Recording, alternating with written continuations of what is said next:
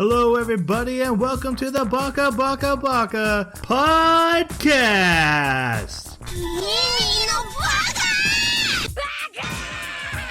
Baka. It's amazing how every time you open your mouth, you prove you're an idiot.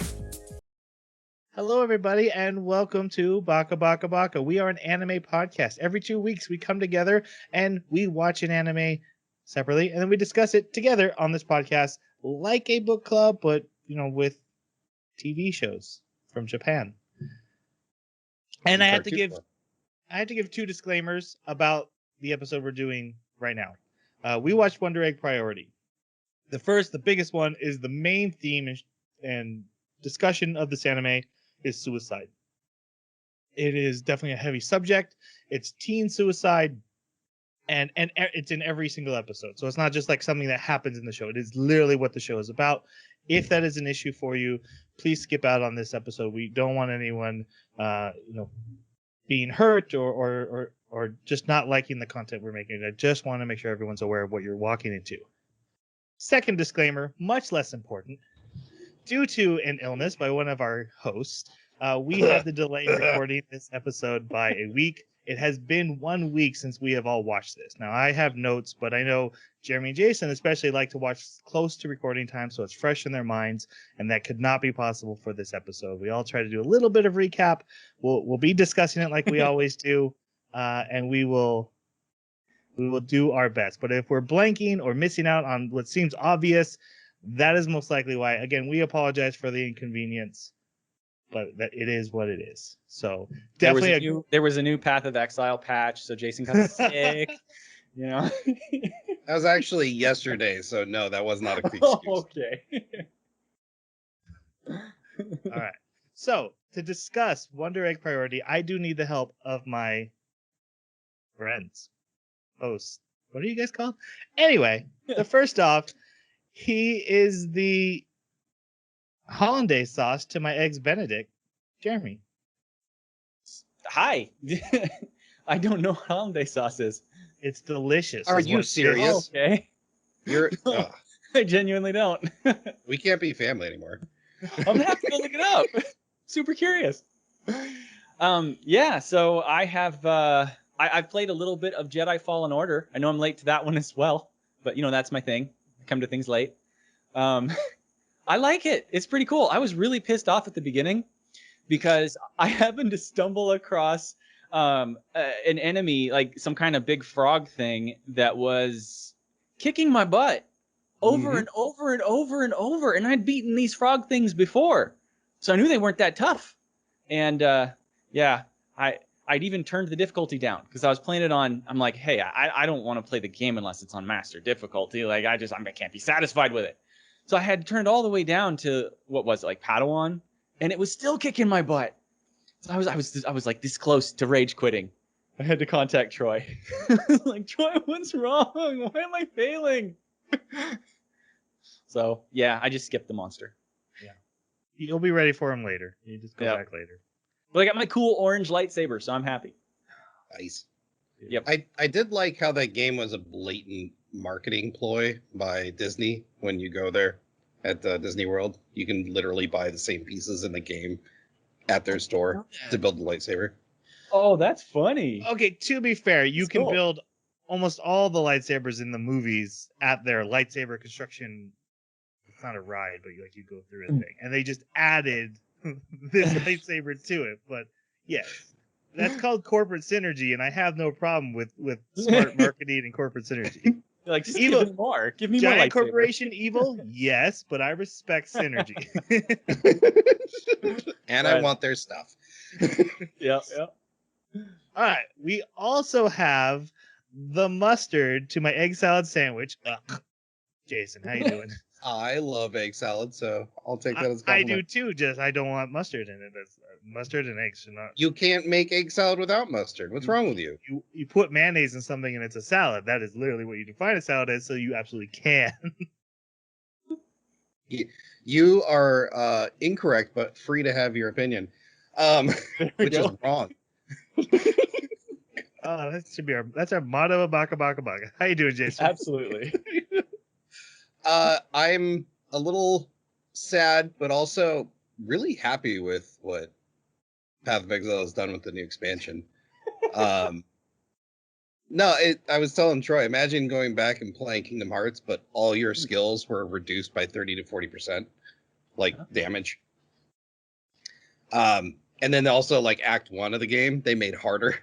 So like all these streamers that are playing hardcore are dying to stuff in the first act that they never would have. They would have just ran past before. So it's healthy because they're basically trying to compete with Diablo 2 remake that's coming out. Like they introduced like 19 new skills that nearly look identical to skills in Diablo 2. Gosh. But yeah, I'm having a lot of fun. I can't wait to try Diablo 2 Resurrected. That's going to be so cool. If I look more bored than usual, I did already hear all this last night during Call of Duty time. This is my second pass through that. I know. Two sentences from Jason. Oh God, I need a nap. He literally started telling me last night. I'm like, stop. I know you're gonna do this on the podcast. Save it. I actually had more to say, but I wanted to say exactly what I said last night just because he complained. And also, guess who was MVP at the end of the night on Rocket League? The drunk This guy. guy. Nice. Anyway, my name is Troy, and I am the boo boo eggs of the group. I only bring that up. I don't even usually name myself like that. But does anyone else? Did they call boo boo eggs? And so it's where you take in bread, you butter both sides, you cut it out the middle, and you fry an egg in the middle, and then you flip it. It's usually called eggs in a basket. I think my family called them boo boo eggs, and I just want to find out if we were weird. I have never heard of that. How about eggs in a basket, though? Have you heard of that? Maybe vaguely in passing, like one person in my entire life may have said it, but that would be about it. They are absolutely delicious. But all right. Well, it looks like boo-boo eggs are some kind of a chocolate egg filled with goo. Well, they're wrong. Can't trust. I've never heard of them either. I've heard of pigs in a blanket. Those, no, not the same. Those are. Those are also good. Oh, I do like those. Eggs in a basket. That's pretty cool. It is cool. Also, and then, you've just like I've got this really bad desire for artichokes now. Thanks. Yeah, Artichokes are good. All right. What I did. This is a food podcast. Obviously, I've been watching a lot of movies, playing a lot of video games, but finally I got to watch a TV show. And I'm adding it to my list of great TV shows of last year. If it wasn't for Ted Lasso, it would have been the number one movie or number one TV show of the year because I think Ted Lasso is fantastic. Mythic Quest, also on Apple Plus, and also I wouldn't pay Apple Plus just to see these shows, but I had bought an iPad, so I get a free year. But Mythic Quest, which is written by the guys from Sunny in Philadelphia, and it's about a game studio who makes an MMO RPG, very similar like World of Warcraft, and it's the story of this production company and trying to turn out this game and add expansions, and the ego-driven creative director and the executive director who no one actually listens to, and the game testers, like everything. It's it's about the gaming environment. It was very well done and more dramatic than I thought was possible. But in the first season, there's an episode. If you don't want to watch the show, I feel like that doesn't sound like me. And if I can convince you to watch anything, there's one episode. It's called Dark Quiet Death. And it's not about the show at all. It takes place in the 90s about this very small indie studio who makes a horror game, and it becomes super popular. And it follows the studio as the game becomes the next like Resident Evil, to the point where it's making movies and all this stuff, and how it destroys the creator's vision, and just really getting into that mindset and exploring that, and all within one episode all by itself. And it was so dang good. So that is my recommendation. But the whole show itself was fantastic. Jeremy, guess what else he watched? What He else? watched Cars. No. Why would you waste your time? I did watch Cars. So I've been doing my 100 movie poster, and no, it's not on there as one of the great 100 movies. But my son has a similar poster to Be Like Dad, and it's kid movies, 100 kid movies. And I said to him, I'm like, we gotta watch Cars. We gotta knock it off the list. He's like, I don't want to watch Cars. I'm like, I don't want to watch it either, man. we gotta get it off your list. So I watched Cars. All right. Well, And if it's for a young child, that's fair. And he ended up liking it because it is a kid movie and boys and cars, and that was cool. All right, It's got Owen Wilson. we need to talk about the That's anime. true. We're avoiding it. Does he transform? Ka-chow. Anyway, Wonder Egg priority. Let's start with our non-spoiler reviews. Jason, what did you think of this anime? I'm conflicted. The first half of this anime is quite nearly brilliant. I don't like abstract storytelling, and they do a fantastic job with their abstract storytelling. The idea of personifying some feelings along with dealing with really heavy topics, they like I was really getting into it, and then they just were like, you know what? There's like 14 different really cool ideas we want to shove into this thing as well. And I think it really undermined what they were trying to accomplish in that first half. And so if I were to say, I really think you should watch it, I don't know. Like I said, I'm conflicted. I will say this. The animation is gorgeous. Like nearly the entire way through. There's some scenes that are a little funky, but you don't even notice them unless you're looking for them. Yeah, absolute brilliant animation. Mm-hmm. All right, Jeremy, what'd you think? Yeah, that's the first thing I was going to say is the animation is it's so vibrant. Very, very pretty anime. I kind of feel bad because I know that the studio went through some really serious troubles because of COVID and just because of issues in the studio. And so it's really hard because I kind of want to give them a little bit of a sort of, I see where maybe you were trying to go and you got a bunch of hurdles put in front of you. So this is what you wound up producing. It still has a lot of potential and it's got a lot of great moments and it's got some really cool stuff about it. But I don't think it hit anywhere near the mark they were aiming for. And I know that is based on a lot of assumption, but I'm assuming to give them the benefit of the doubt because it kind of comes across like maybe they didn't have a strong enough editor to look at some of the things that they're laying out as rules for their world and how things work and making sure that they stick with them and that they don't break them and that they keep everything flowing in a consistently logical manner with the things that they're setting up. But I will say that the characters I genuinely liked, even characters where when they were first introduced, I thought, oh, well, I know where this character's going and they're going to bore me. I was really surprised, pleasantly surprised. So I could probably say just as much negative about the characters as I can positive. So in the end, my answer would be the same as Jason's, conflicted.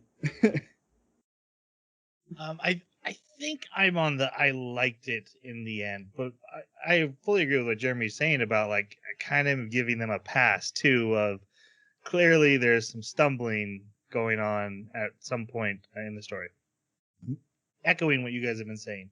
But I really like the themes they explored. Obviously, it's about suicide, but that's a big issue in Japan. Teen suicide is a big deal. They're a little.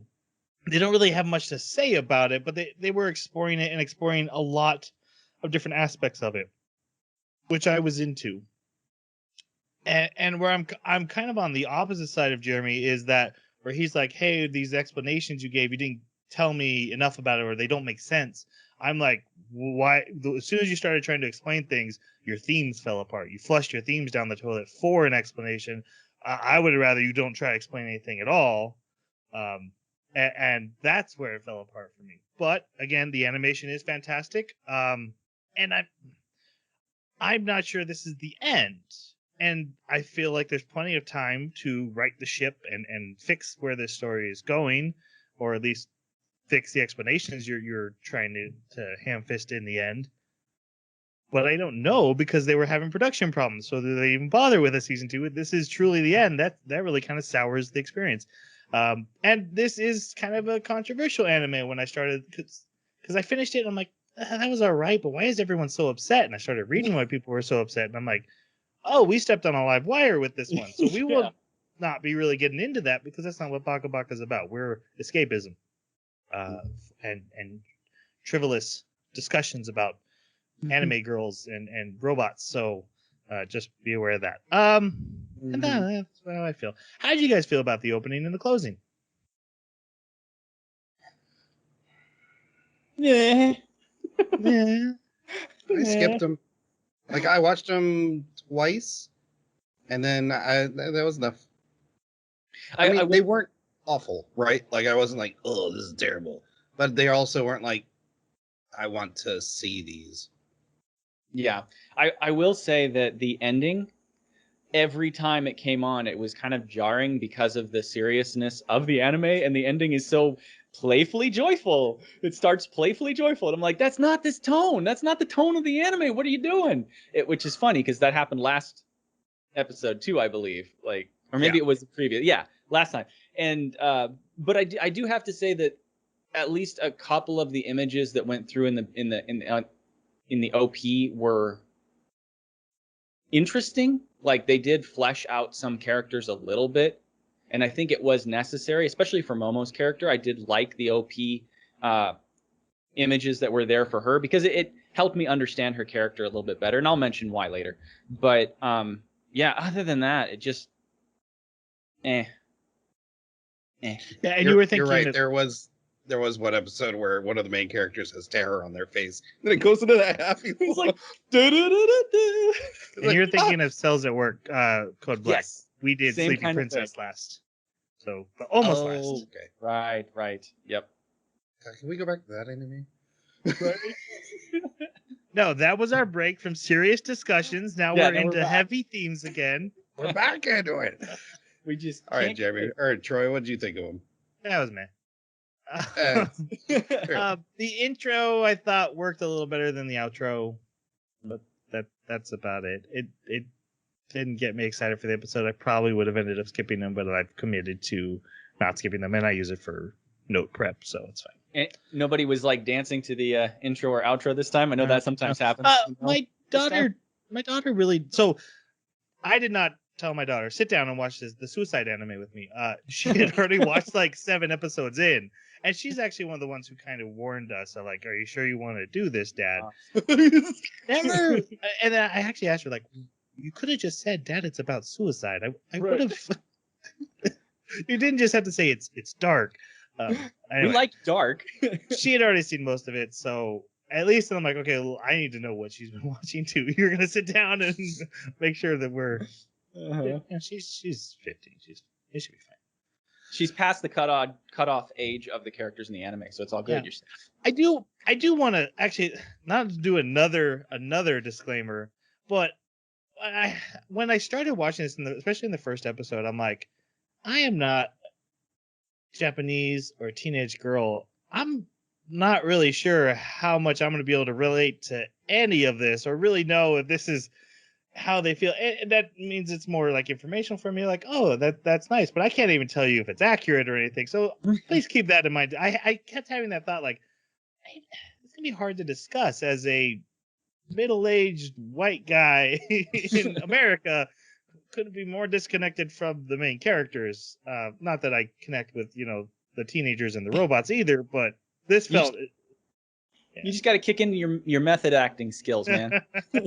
All right, let's go play it and get into it. Let's go to our spoiler warning then. So from here on out, we will be discussing spoilers, and we did watch the 12 episodes and the 13th special episode. So all of that will be included in the spoilers, including like if we're talking about a character and what they are that's revealed in that final special episode. Please know that you need to have seen that for this discussion if you're worried about spoilers. Lots of warnings tonight. That's man, I picked a good one. All right.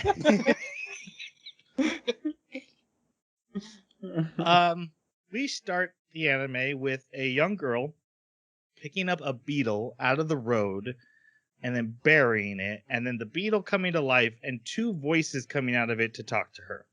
And this girl is I. Specifically, odd eye, as in odd eye, because she has heterochromia. And she is like she's our main character. So what did we think of her, guys? I liked her. Actually, I like all the girls. Most of the time. Crazy. But I I liked following along with her arc. But her arc was a little quick. Man, that's all I can say about this anime. I'm conflicted.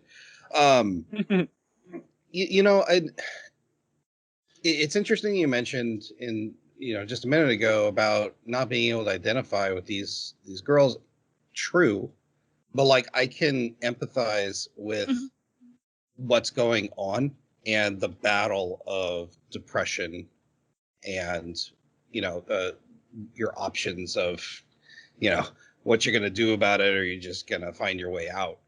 And I think the writing did a really good job of taking you along for her ride, and like this overcoming of basically being on the precipice and backing off a few steps. Like she was like, for most of the anime, she's not looking down going, it's time to end it. She's kind of overcoming that. And I think that was really good writing. And so, yeah, I liked her. Yeah, I definitely agree. There were a lot of deep moments where she was clearly dealing with her depression. But I did have an issue with how quickly she seemed to change. Like, even in the first episode, when we're introduced to her in her backstory, she's the most reclusive, I want to say introspective, but just shy, trying to stay away from people, victim of bullying because of her heterochromia.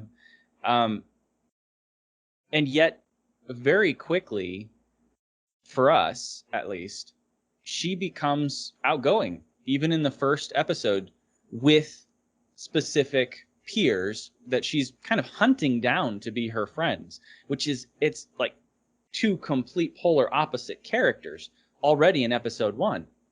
And I found that to be a little bit disorienting. Now, she does kind of stay fairly consistent with that more aggressive in a good way, like trying to get and keep her friends throughout the rest of the anime. But it was just such a marked contrast to, this is the girl we're introduced to, and she's so depressed and everything is so difficult. And, she doesn't want to be around anybody, and she's so like in her own head and separated off from everything. But it didn't seem like that was consistently presented across all fronts in her character throughout. But I still found her interesting. I really hated what they did with her in the special episode, though. So we'll get into that later. Yeah. Really a couple things at the end in her storyline just bugged me. But the main character I liked. I definitely understand what you're saying. You know how I feel that in the first episode, I feel like they gave her like this mini arc to be like, okay, here's why she's going to go from depressed to willing to do the Wonder Egg challenge. And then we're going to set her up with another arc. But I also see what you're saying, where she's like, I'm hiding away from the world. And now episode 2, she's chasing girls down and be like, be my friend. Yep. That definitely happens. So, but her optimism is very refreshing for a main character. And I appreciate that you just put up with a character whose powers are based on her emotions. Yes. I'm so angry now. I did appreciate that that's like her war cry, because it's her trying to learn to express herself. Yeah. Because she's repressing so much. So her battle cry is, now I'm really angry, because she needs to learn how to tell people how she feels. Yeah. I actually really like that interpretation of it. I am curious, though, do you think that they stuck with that for the battle cries of the other 3 girls? Oh, no. No? No. No, I didn't think so. Okay. I don't find a ton of consistency. Yeah, okay. It's almost like it was being made by two people at the same time. Like one person's like, I have these great themes. And the other guy's like, I have a sci-fi story that has no meaning whatsoever. Yes. It's Aka and Ura Aka. I like that though. All right. So the beetle is like, hey, you recently had a friend who committed suicide. I can't remember if that's actually what they say. This is a very show don't tell anime. There's a lot of times where I'm like, felt like I was playing catch up to figure out what's going on. It does that very much on purpose. So we do find out that I had been bullied. A girl who was also being bullied at school became her friend, and then ended up committing suicide. And I has felt the loss and abandoned and sad and all these things. This beetle is like, hey, come down to this underground carnival thing that we have where there's like an arcade and a bowling alley all dilapidated and turned off, and then you pass by all these washing machines full of eggs, one egg per machine, and then they give her an egg, and the first one's free, but you got to buy the rest. That's their motto. And we're actually meeting the characters Aka and Ura Aka. They're talking together through this beetle remotely, but they're actually two dummies in a house in this underground park that play chess or Go or basically strategy games in their yard while they encourage little girls to go battle and save suicide victims. What do you guys think about Aka and Ura Aka?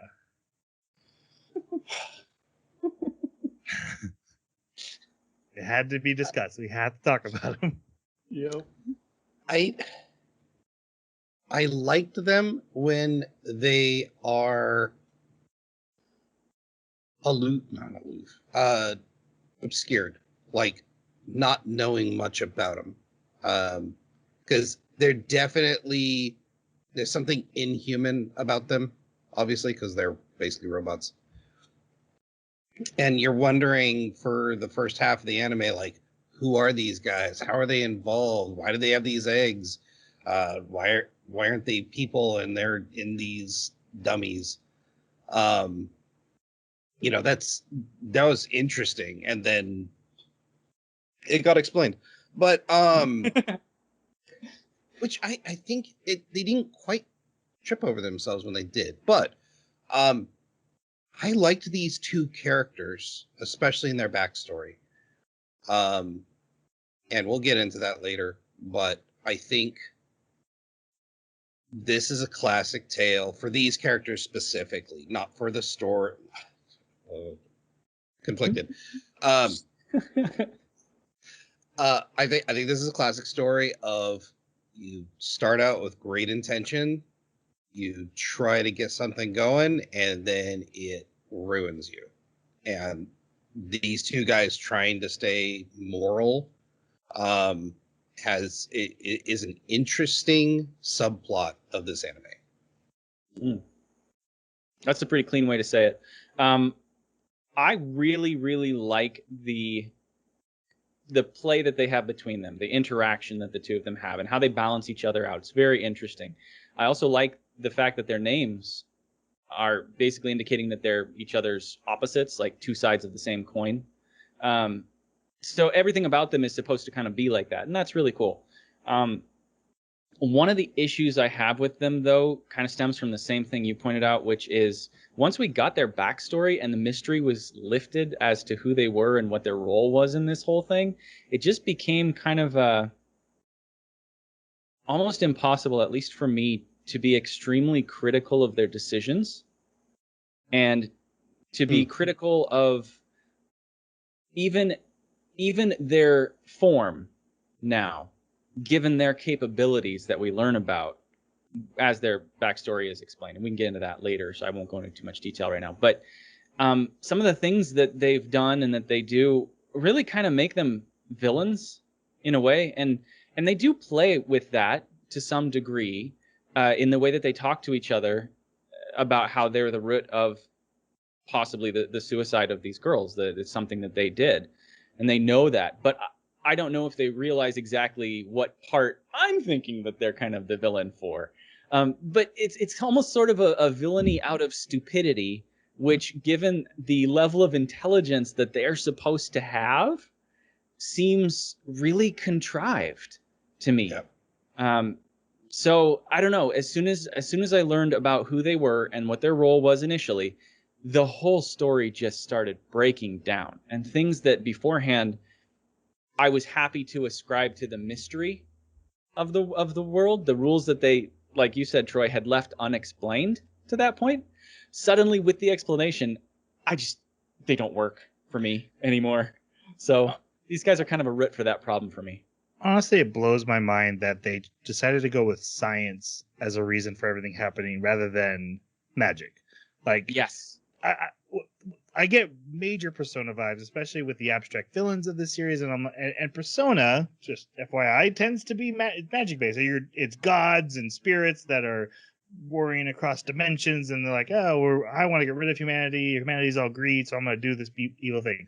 And so, no matter how weird and abstract Persona gets, it all fits inside its own logic world. These guys decided to be science, and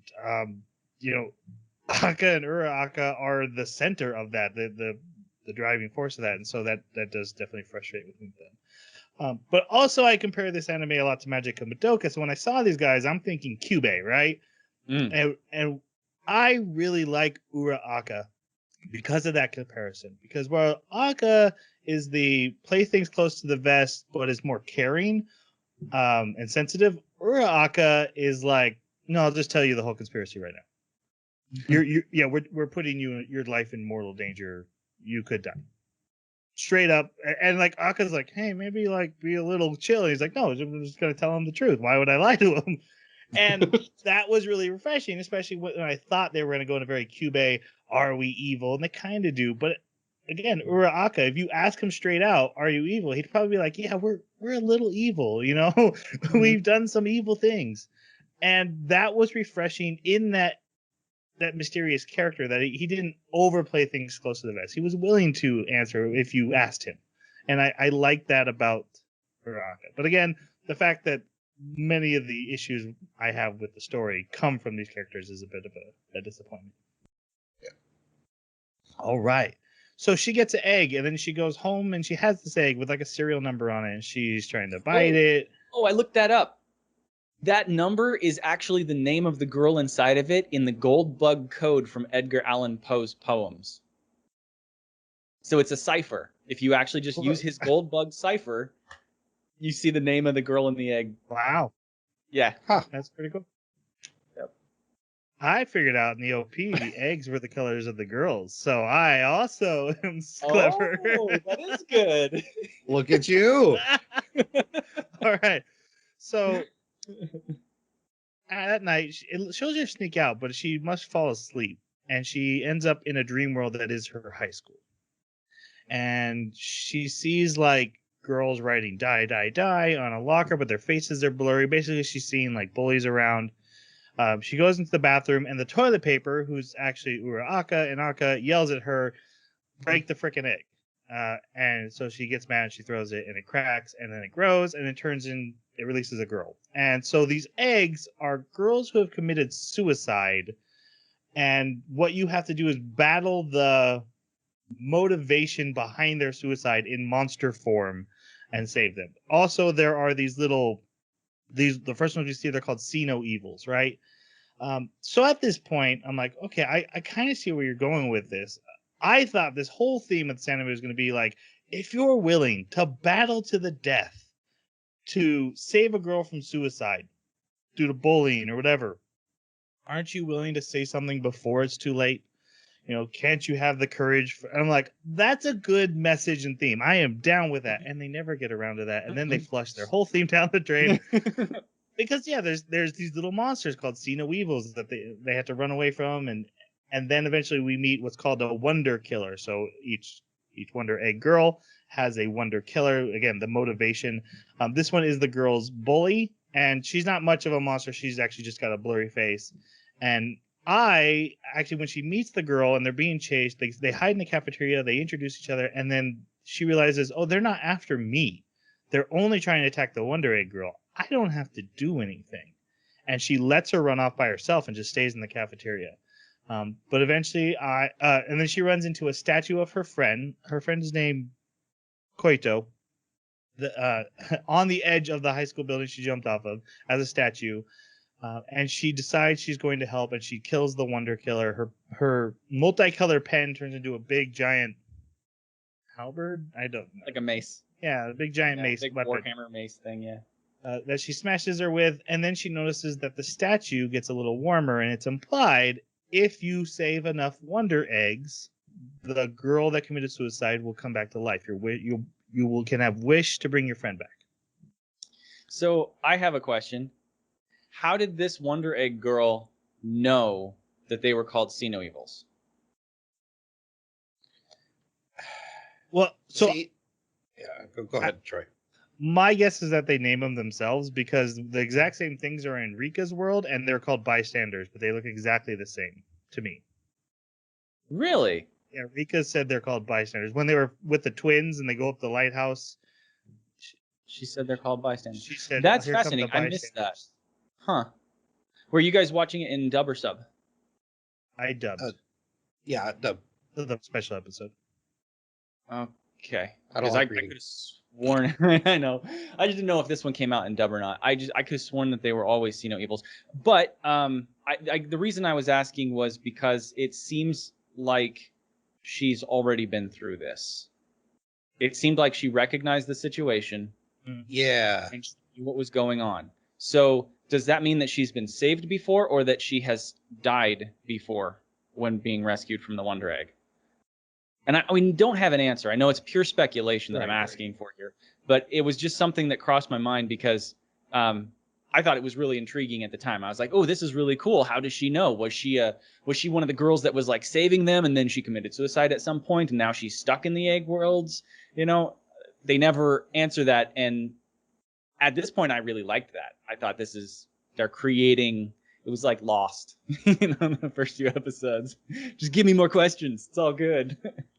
You know, the problem with Lost is when Lost ends, no one's happy. That's right. Nobody. Yes, that is absolutely right. And I will die on this hill. I don't think it's Lost's fault. I think no one will ever be satisfied with answers to stuff like that. Stephen King has that problem with his stories too. People tend to get dissatisfied with the end of Stephen King's stories because they're really good mysteries, and then they're like, oh, "But I'm not satisfied." Yeah, no one ever is. It's hard to. Yeah. All right. Yeah. Okay. No, I'll comment on it when we get there. All right. So the girl is saved, and she disappears, which they disappear in a cloud of smoke. And then when she wakes up, Ai actually has to be hospitalized because she had taken a cut and then healed very quickly in the egg world, dream world, whatever you want to call it. She had gotten cut, but you heal. You're basically almost immortal. But the damage carries over to your physical body, and so her mother and her teacher get her hospitalized. And she had met, and then she goes back to buy an egg, and that's where she actually meets the dummy forms of Aka and Uraka. Mm-hmm. And then we see another girl buying eggs, and so the next couple episodes are each introducing a girl. This is where Jeremy was talking about. She's trying to meet this other girl. The other girl's blowing her off and is like, "Tell you what, you buy them like Monday, Wednesday, Friday. I'll buy eggs Tuesday, Thursday." This is Nehru. What do you guys think of her? Early on, she was a little confusing because it was like, what? Why are you such a jerk? And like, I get standoffish people, and then she's buying eggs, so that implies that she wants to commit suicide as well. So, right? Mm-hmm. No, I mean she had someone who committed suicide and she's trying to save. Oh yeah, sorry. I was thinking. Oh, I thought all these girls were dealing with not only a person that committed suicide in their life, but also like suicide themselves. It does seem like they have the baggage. I mean, we can get evidence that I would have if she was in a different situation, if she never met Koito, if that's the proper pronunciation. But and it does seem like Rika that we're getting introduced to in a Yeah. bit. Like she cuts, so there's the possibility and maybe intention there. I was under the impression that if you were buying eggs, it's because not only did you have somebody you're looking to save, but you stumbled across that because you were about to off yourself as well. That was my understanding. That definitely makes sense, and I wouldn't be surprised if that was in there. I don't remember. I don't think it's ever explained though. No. The Oh rules no, are- it was not explicitly said, but that was the impression I got. But, okay. That's the impression that he gets. yeah, she's very standoffish. She's like I said, kind of mean, but I like her character in addition to the four girls we're going to meet, or at least the four of the group. She's probably one of the more interesting characters within this story. Mm-hmm. I actually liked her quite a bit until the special episode, of course. And I thought she was a great counterpoint to and especially Rika when Rika shows up. She was really, really entertaining as like the quiet, always irritated, obnoxious, but not obnoxious in a cute way, but obnoxious in like a rich girl looking down on everybody way. And it needed that. It was a good balance. But yeah, they completely ruined her, in my opinion, in the special episode.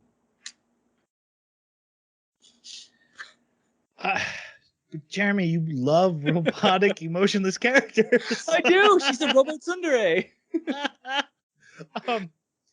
I liked her bluntness, right? She's just like, I tell things the way they are, and she's dealing with these emotional teenage girls who like don't want to hear the straight up truth.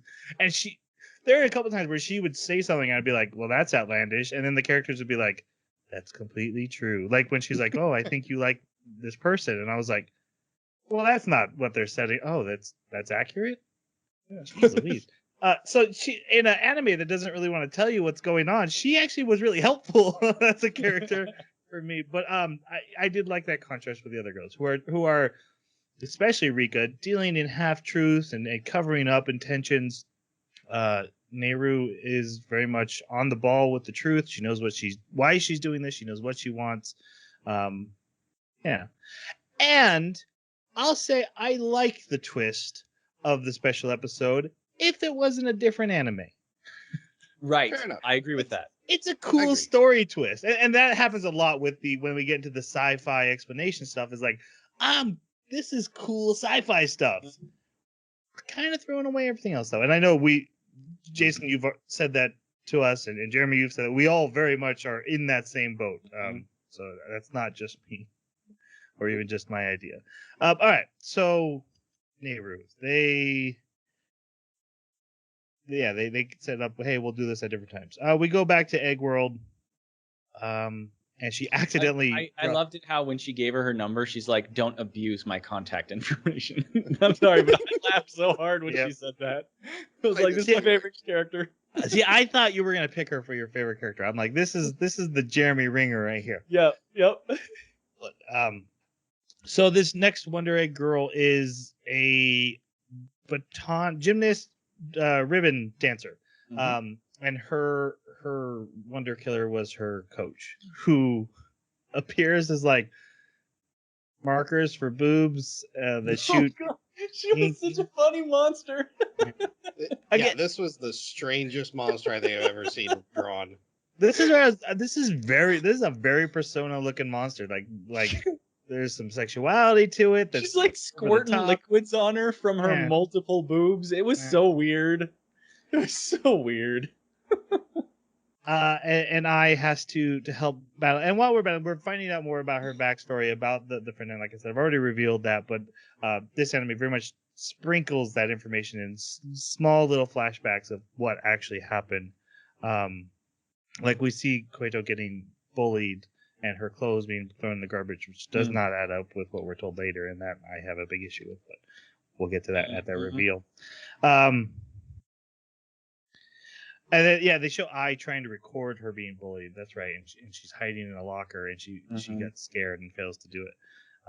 So I resolves to help, and she gets the ribbon and uses that as a weapon. She gets ink on her face, and she manages to defeat the Wonder Killer. Anyway, So it was kind of weird how she could use the ribbon to both grapple onto things and cut through things. That bugged me. not if it's a magic girl with ribbon. Yeah. Well, and that's part of the abstractness of it, right? Because it's her dream.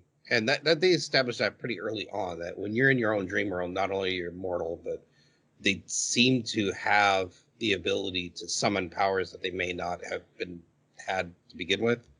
So it's kind of their own imagination.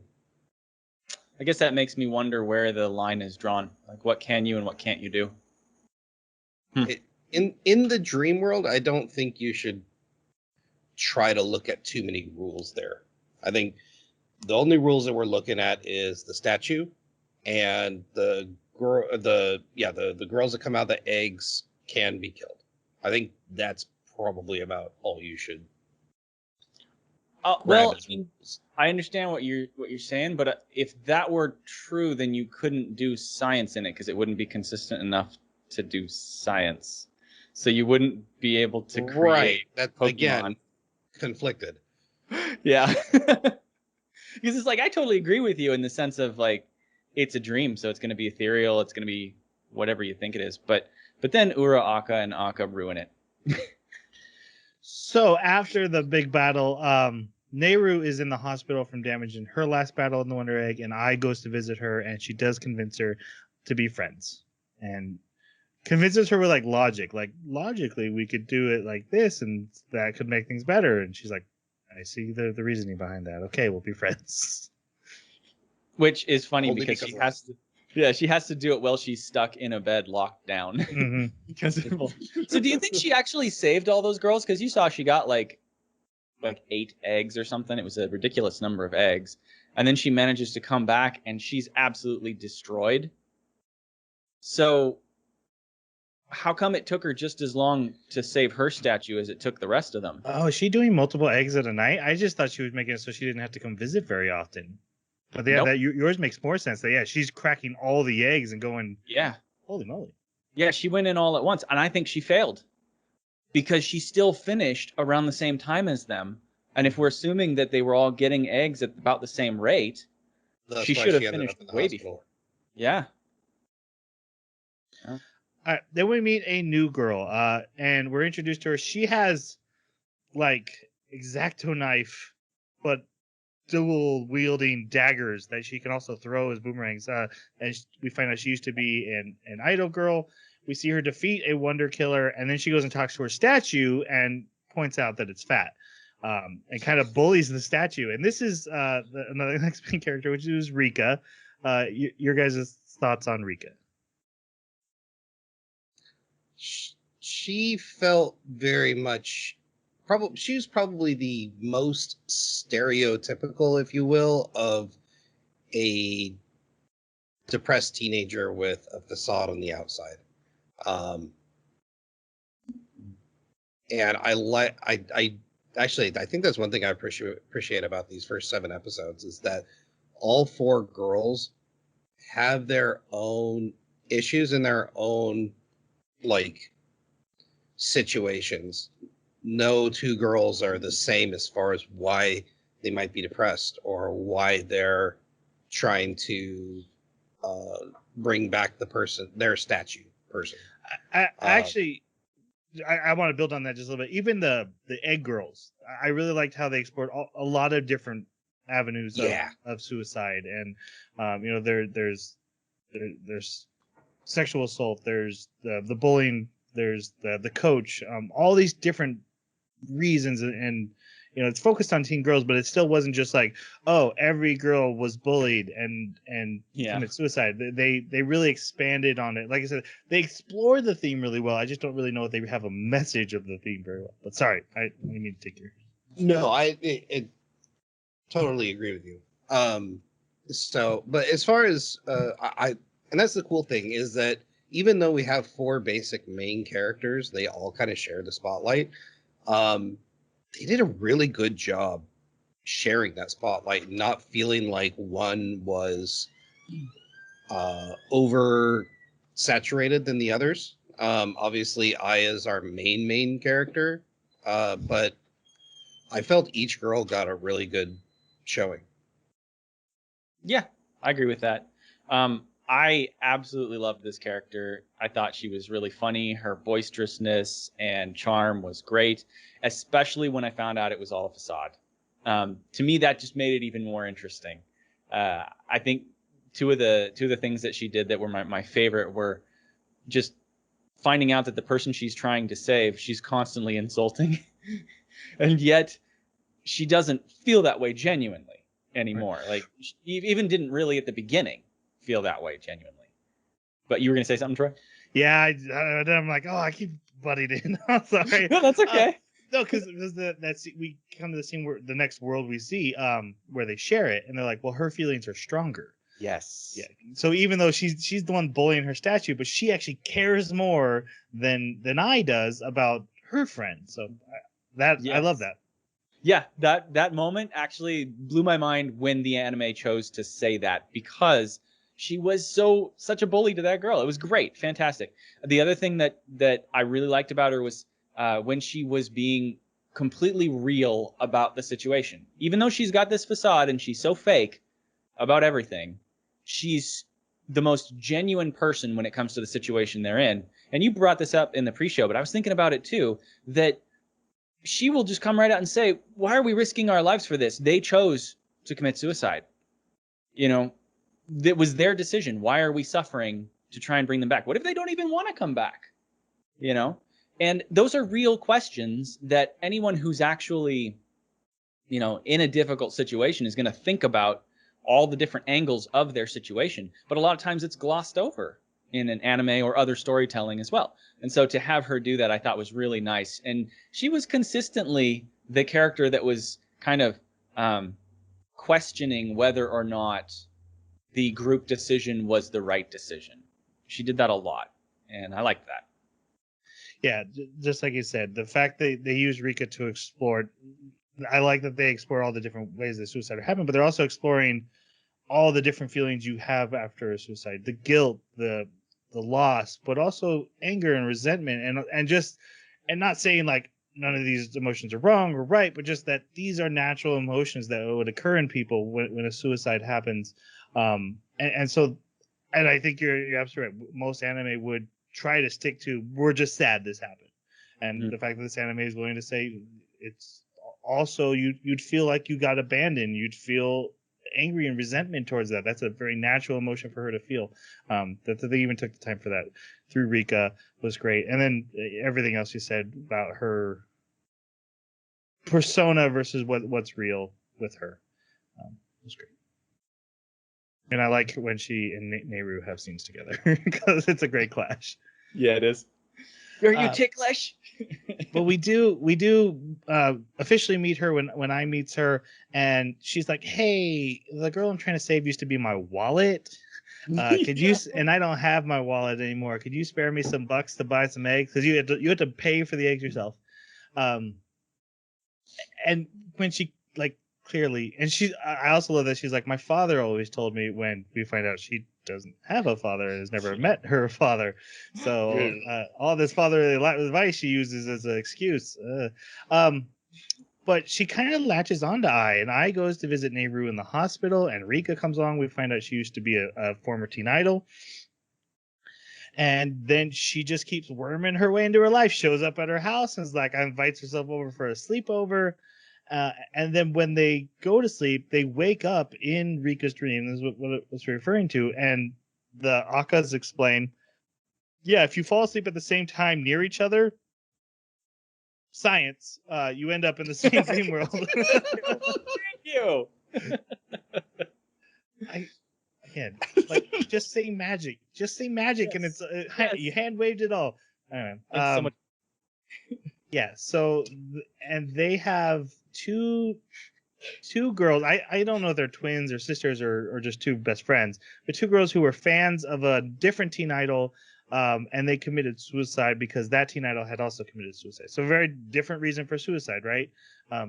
And then their Wonder Killer is another fan who was abusive to other fans, or then something else. It doesn't really matter. Like she was a super fan that was stalking the guy. That, Yes. Yeah. Yes. But I don't understand how that's a trauma that drove them to suicide. That I do not understand this trauma. Nope. And there's another trauma too. The trauma thing doesn't really always land. Anyway, we find out about Rika's friend that died, and that she was a fan of Rika, and had been giving a bunch of gifts to Rika and giving her money and all this stuff, but had been stealing it to be able to give it to her. And Rika, actually being a good person, to just put a stop to that, had said, like, no more, you're not my fan, you're not my friend, we're done, quit doing this. But that rejection hit her so hard that she actually committed suicide. And Rika holds herself responsible, so that's why she's going through this. And the episode ends with Rika getting hit by the Wonder Killer and turned to stone. And then the next episode starts with a different girl fighting a battle. It ends on this big cliffhanger. There was one important thing. When she got mad in that last episode and was fighting powerfully, had thought about, if Koito had asked me to commit suicide with her, I would have. And that's really important to me because there's another scene there at the end that I actually think was really well connected thematically that we'll get to. Anyway, this next girl is Momoe, but they call her Momo. I really liked her. I got Sailor Jupiter vibes from her, and that was one of my favorite Sailor Scouts. So what do you guys think of Momo? I really like this character. Ended up bringing up some really interesting story threads. I liked how I didn't mistake who she was. Just immediate was like, wow, you have a really pretty neck. Kind of gave me the good feelings that they ended up having a really nice relationship after that. And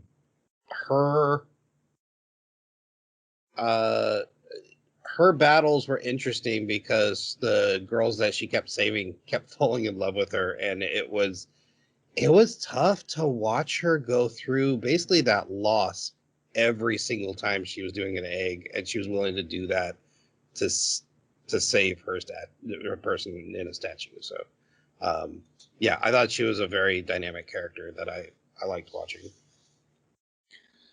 I did not think I was going to like this character because I thought, oh, they're just going to do the predictable, boring thing here. They don't have a boy in the show, so they're going to make a boy. And that's where I thought they were going with it. And where they actually went with this character completely subverted my expectations in a really interesting way, because she was fascinating. Like, I was riveted to this character, trying to understand what's going through her mind, what's motivating her, where does she actually stand on the issues, like with her friend, what's her relationship with her friend that she's trying to save, and what is her reaction to the way that these girls are kind of throwing themselves at her. And it was really entertaining to me. It was very interesting to explore that. And so I actually really enjoyed Momo's character.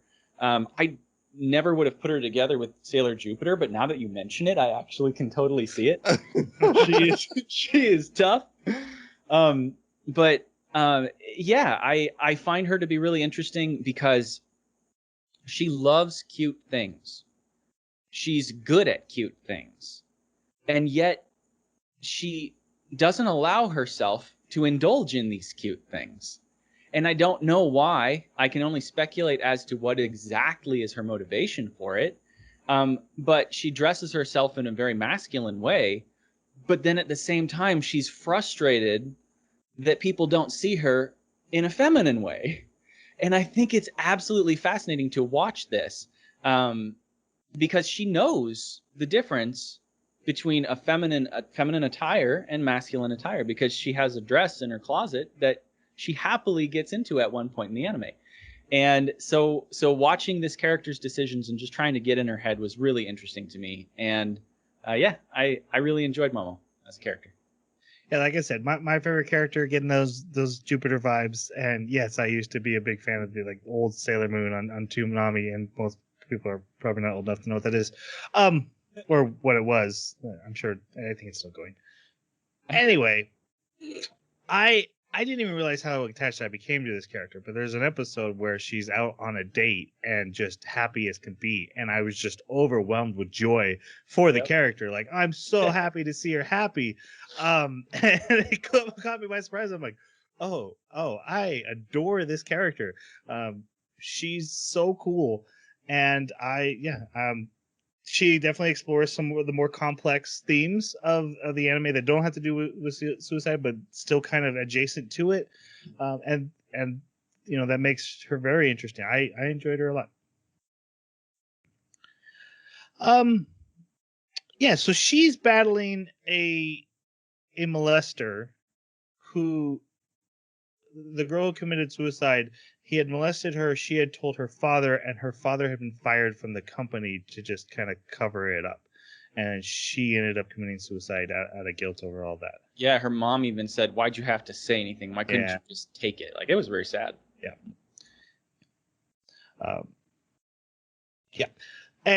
And meanwhile, that's a rough one. Moving on. There's also, at the time we're recording, there's literally like parallel stuff in modern news that's going on with certain video game corporations that I don't want to comment on. It's getting cold outside. Anyway, Subtle. then we start going back and forth between both battles. I is using the lights from the two girls that are fans, and that's helping her battle. And we see both egg girls helping in the battle. And I thought that was a nice little thematic thing that they did. Both egg girls actually help in the defeat of their own wonder killers. But I ended up not fully killing hers. Rika comes back. She's like, "Yeah, you get turned to stone, you still heal real fast." They do a super cool combo attack, and they take out.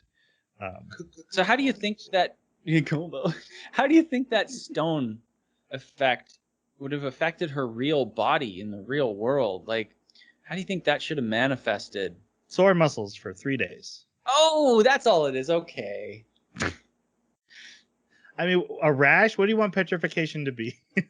I don't know. This is where it just starts breaking down for me. The rule of anything you experience in this world is going to happen to your body in the real world. That it's like, yes, it works for the liver shot. Yes, it works when Nehru goes into the hospital, and then, hey, don't worry about it. We got our big in your face moment because it's so cool. It's such a cool idea.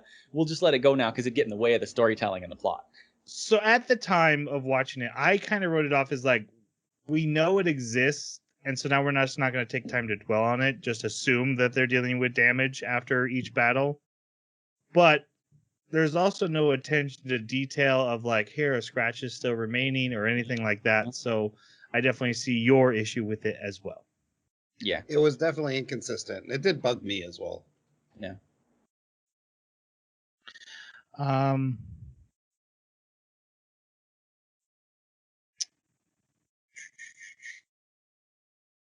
There's also the fact that nobody bullied her for her heterochromia, even though apparently that was such bad bullying that she was, would have committed suicide if Koito hadn't been there. But we never see anyone bully her. Everyone compliments her on her heterochromia. Yeah.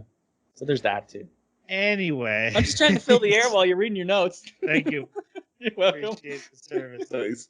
All the full groups meet. Momo ends up meeting. She actually meets Rika and Nehru first, and they're like, "Oh, what a handsome boy!" And she runs off upset and runs into Ai and runs like, "Oh, what a pretty girl."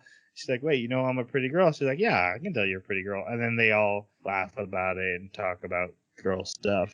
Is this when they start talking about how cute Adam's apples are? Yep. Oh my god, I laughed so hard. And I asked my wife, I was like, okay, is this something like, do girls look at, is it Adam apples, calves, and butts? Is that the thing that women look at? No, apparently Adam's apple is not something she's ever heard girls like either. So I was laughing so hard at this. All right, so in our next episode, we see Nehru battling a a wonder killer who thinks he's a god, and she manages. Her weapons are really cool. It's like a sniper SMG. It's a gun basically that transforms all the different forms and can be a rocket to propel her around. Her weapon's probably the coolest. I'd agree with that. Yep. Then they all go over to a sleepover at I's house, and while But I's there, mom is so happy because Yeah. she has friends. yes, and we also need to talk about the other reason I's mom has been so happy, which No, that's is I's teacher and her have been spending a lot of time together. Mostly because I hasn't been going to school since her friend committed suicide, and he's been bringing her his homework. But they they seem to be coming out of like the bedroom whenever he's there. Yeah. But we've also seen flashbacks of like Kyoto hugging him in class, and he at one point was drawing I for an art project, and then Kyoto clearly kind of Jealous. manipulated I into quitting so that she could become the subject of the art. And so there's this constant running theme of, was Kyoto really my friend or was she using me? And then also, what is up with this teacher? And they actually are discussing this in this sleepover. They're like, because Rika's like, oh, maybe the teacher did something to her and that's why she committed suicide, because it's a big mystery why she would do that. And it turns out it's Momo's uncle. And she's like, no, my uncle's the coolest. Quit saying that.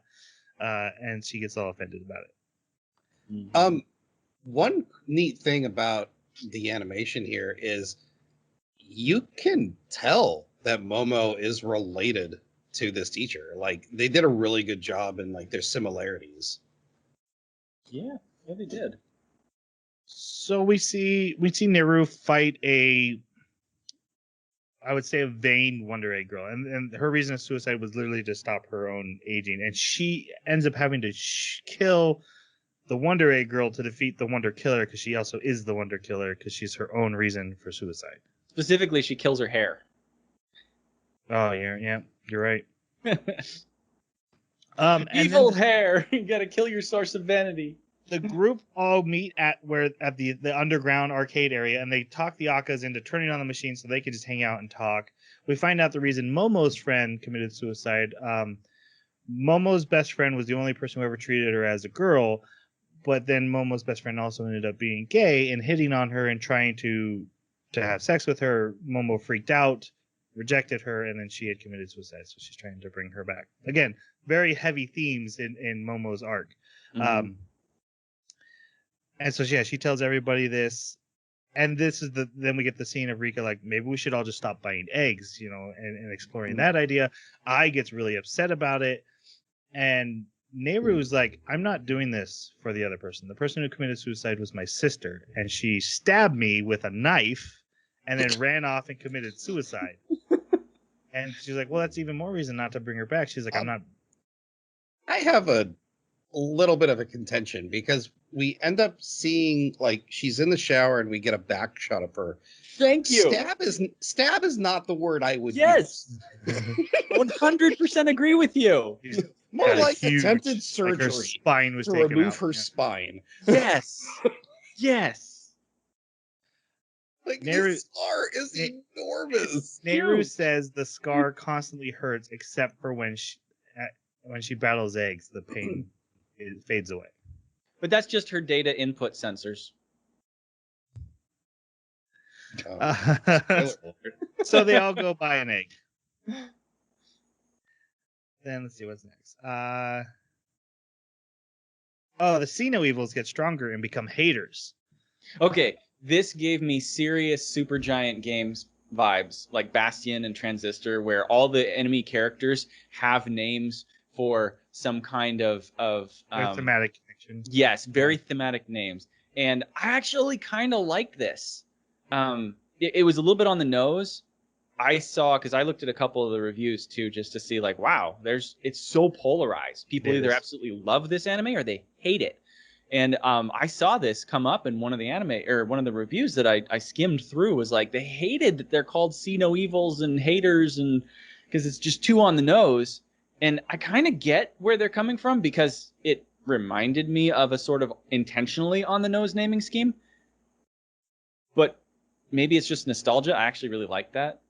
I really liked it because while the Wonder Killer is the thing that made you to commit suicide, the see no evils are clearly not helping and adding to that, and then also the haters are even more active in that.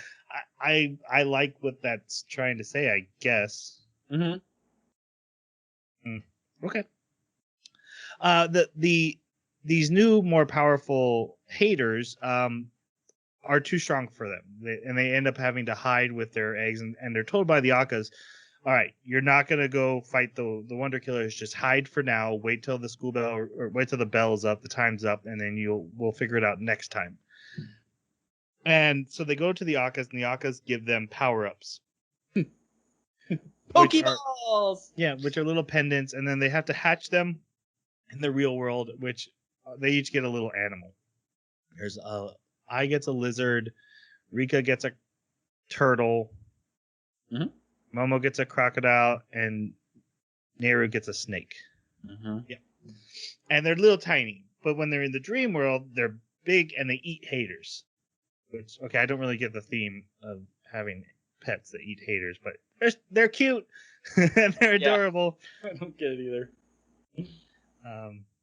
And they can also talk through these pendants because these creatures come out of pendants and they wear the pendants. Yeah, now they have a communication device. Yep. That does happen without explanation. You're right. Yep. All right. I fights the next Wonder Killer, which is an invisible Wonder Killer because her egg girl is psychic, and they end up having to work together to defeat her, and she ends up being able to see her eventually. But what's really going on with I in this episode? So they start doing this where they're like, there's the outside the dream world story, and then the egg battle, and they kind of spice back and forth. I was complaining again because her mom and the teacher have come to her and I said, we're going to start dating. We would like your permission. And she's really upset about this. So she's complaining to her friends. And Nehru points out after they have maybe he's a rapist, maybe he's a molester, who knows. Nehru points out, I actually think what's going on is that you like the teacher. And she gets really upset about this. She uses it to power herself up during her battle, wins the battle, and then goes and takes a bath. Yeah, this is a part where, like, I don't know if this is real for a teenage girl. But she takes a bath. She gets upset. She dresses haphazardly, runs out into the rain, runs all the way to school, grabs her teacher's arm, and says, "I'm coming back to school." Yeah. So, and this is, I actually kind of appreciated. The scene's beautiful, by the way. I do want to say the scene is beautiful. Right. No, but it was. I liked the frenzy, mental frenzy of being a teenager and not knowing. Because what's really interesting about this anime is we don't get clear answers on who this guy is, except that he's a teacher and he's into her Ai's mom. But we don't know if he was abusing anybody. We don't know if he was just a nice guy comforting somebody. We don't know. There's a lot of questions. And you don't think they're answered? I feel like they answered them and totally answered them wrong.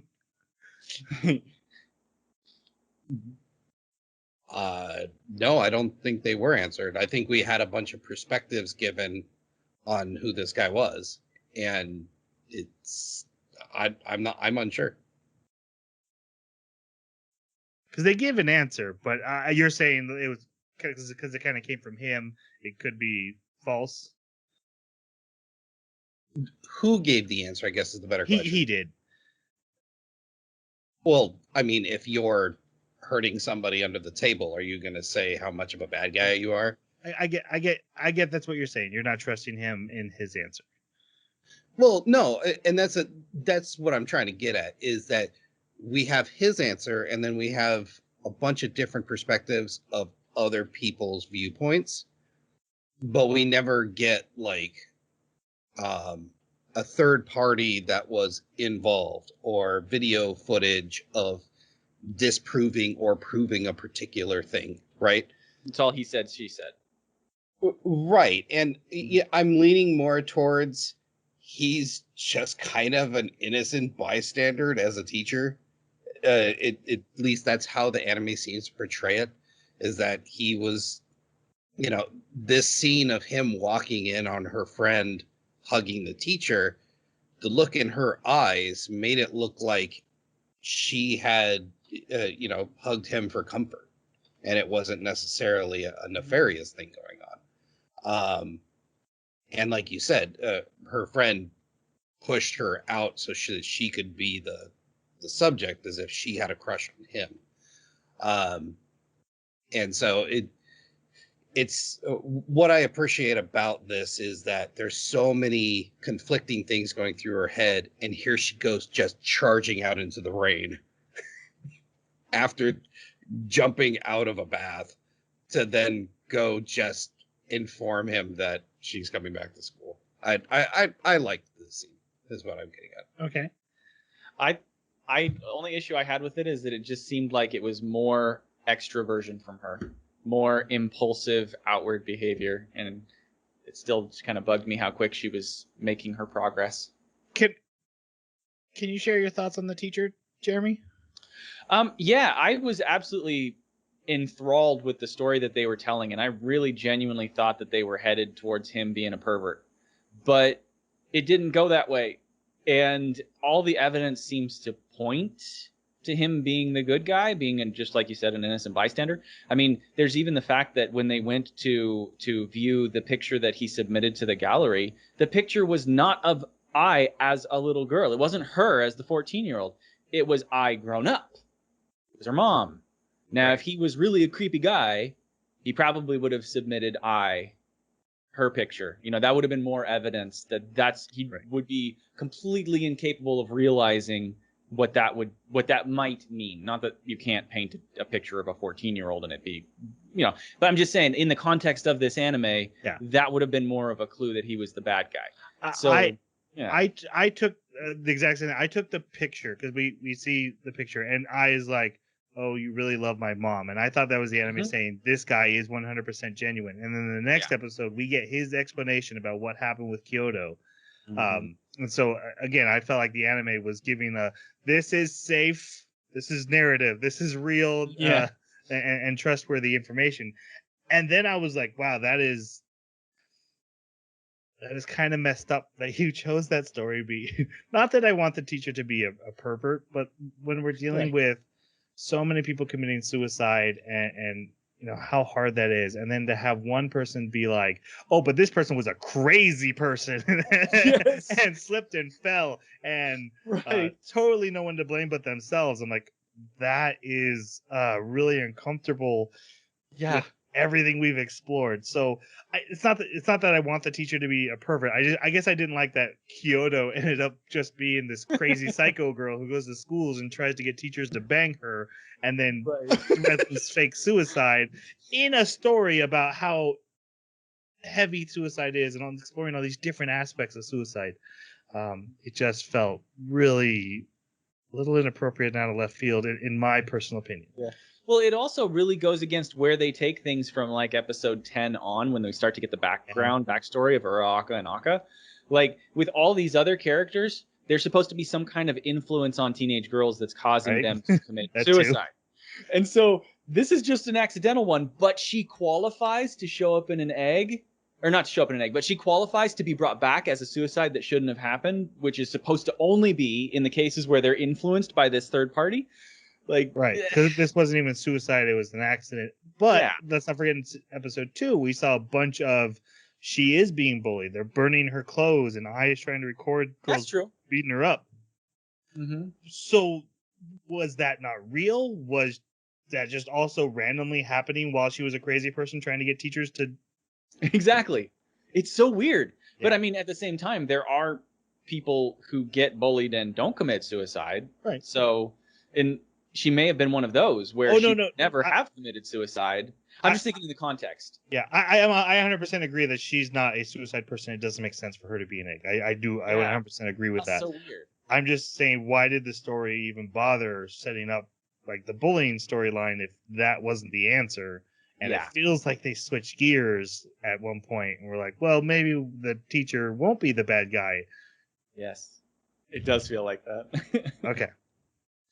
So she's gonna come back to school, and I guess she's okay with her feelings for her new stepdad. Sure. All It's right. a crush. She'll get over it. Yes, she will. Better to like your stepdad than hate him, right? Yep. I's getting ready for school the next day. She texts her friends. Oh, and then so this is Rika's birthday episode. Rika, we see her mom who runs a bar downstairs, who's hungover every morning because she drinks with all her patrons every night. And it's Rika's birthday, and she's like, "Here, take some cash." And she's like, "I want your cash," which is funny because Rika takes cash from everybody, right? But not her mom. And we find out, and Rika complains with her friends that her big issue with her mom is that she really wants to find her dad. Her mom is not sure who the dad was because she used to be an escort, and she has like 6 pictures, and she's like, it could be one of these guys. I think the biggest thing was that she actually led her on. Yeah, and I she's think like, that pissed her off. I'll tell you someday. Mm-hmm. And then when the day comes, she just hands her a bunch of pictures and is like, could be one of these. I don't even know if it's one of them, though. Like, oh, that would be... I'd be pissed off, too. Yeah, so Nehru says something. Oh, she calls her codependent. You and your mom are codependent on each other, even though you clearly both have problems. And she's right, but of course, then Rika's all pissed off. This all comes to a battle in the egg world where Rika is fighting against a cultist, and the egg girl believes in the cultist, like is full 100% on, like, we should listen to him. He's the best, even though as he's attacking them with needles and doing all this stuff. And we also see that Rika, I don't know if she actually did cut herself again, because she does do the self-harm, but she had gone to do it and then saw the turtle and decided not to, right? Yeah, this was a moment of like, hey, I defeated it today. I'm proud of myself for doing it today. Hopefully, I can do it again tomorrow. It was that kind of moment. Right. But the cultist calls her out and then kind of needles her and actually starts swaying her with his, cultist logic. And the other girls start calling over the pendants of like, don't give up, don't give up. She gives up. Her turtle saves her. And of course, the turtle's in giant form in this world.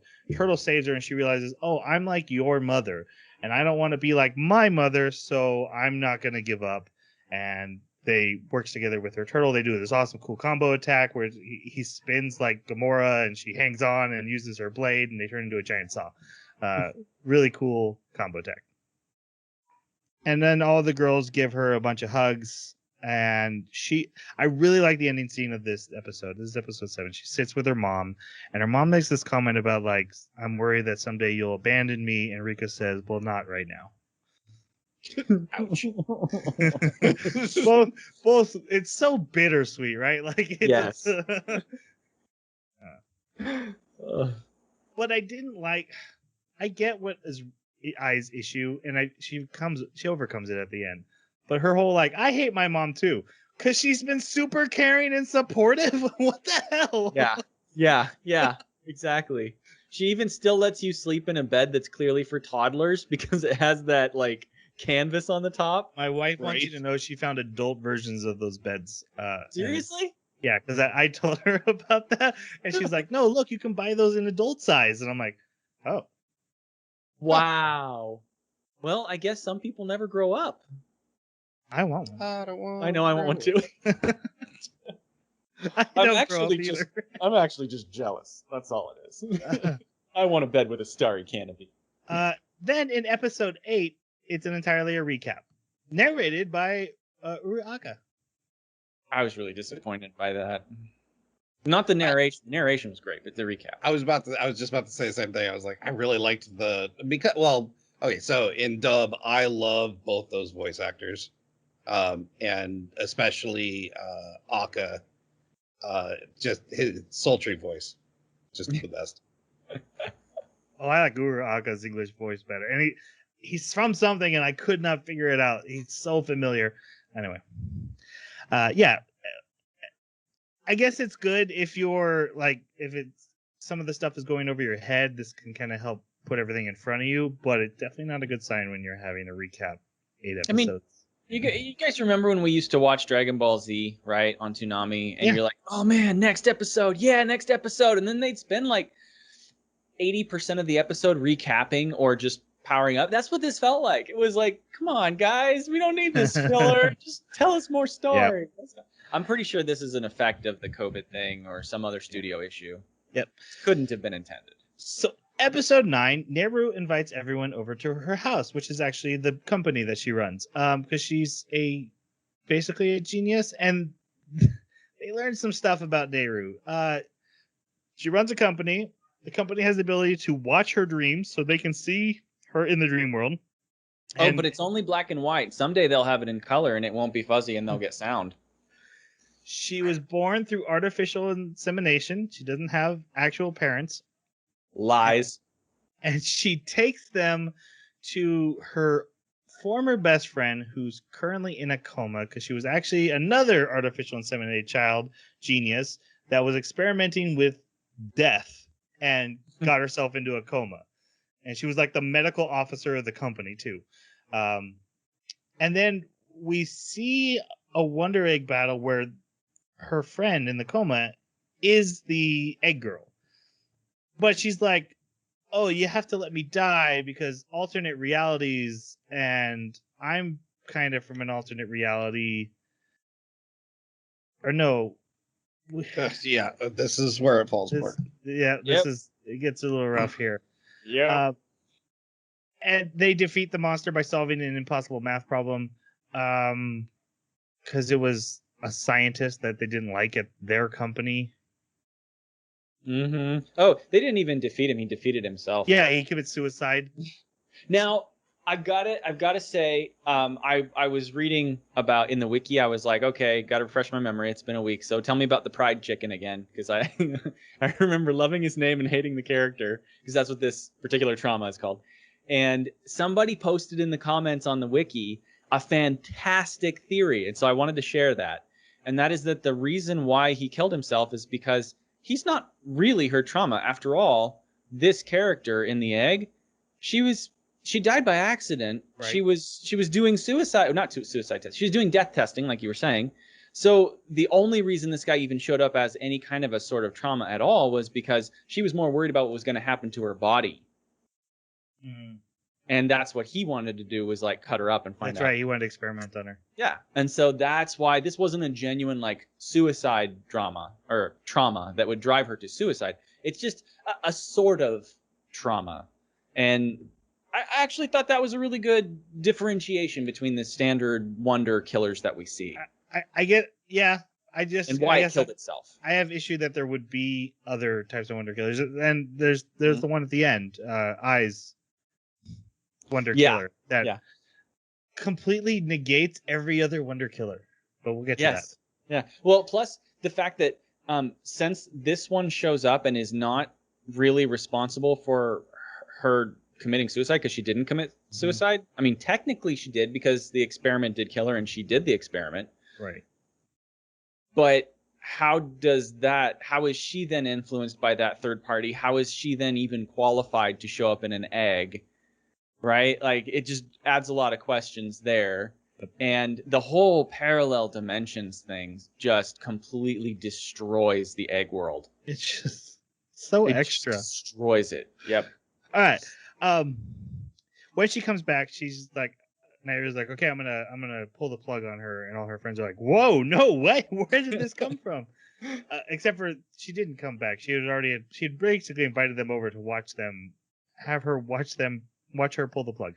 Why? And they're like, no. So they all leave. They're like, screw this, we're out. I goes back and helps her pull the plug. Yeah, they pull the plug. This was such a confusing episode, because it was like, okay, are they for it? Are they against it? Like, I changes her mind partway through. Well, and Nehru explains to I only that this is what she wanted. I met her. I talked to her. She wants this. She's like, well, why do you start with that? Yeah. Well, and not only that, why do you need to bring these girls into it if she wanted it and you were just going to do it anyways? Why not just deal with it on your own? Especially given what Nehru is. I'm gonna speed up a little bit to get us to our ending.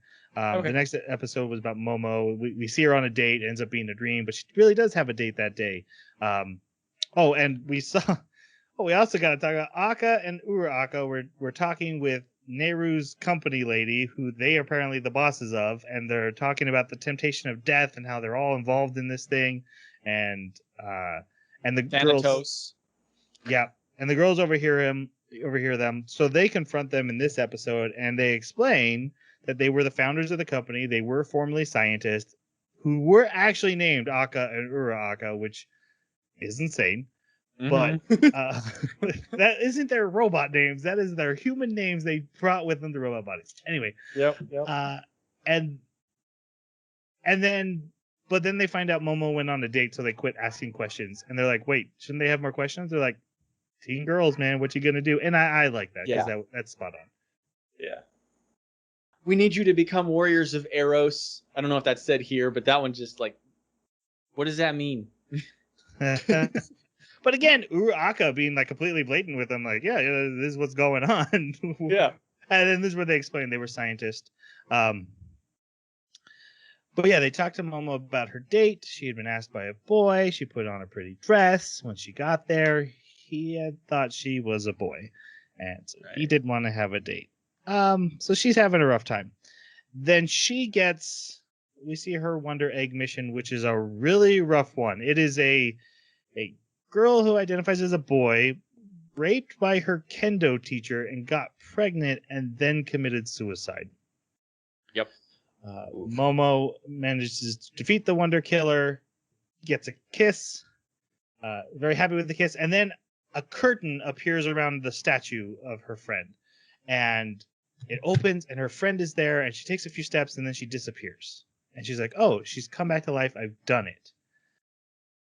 And then this butterfly moth girl appears. And when I say that, there's a body of a high school girl, and then there's wings wrapped around this tiny little speck. And sometimes then they unwrap and unfurl, and there's a little mouth there.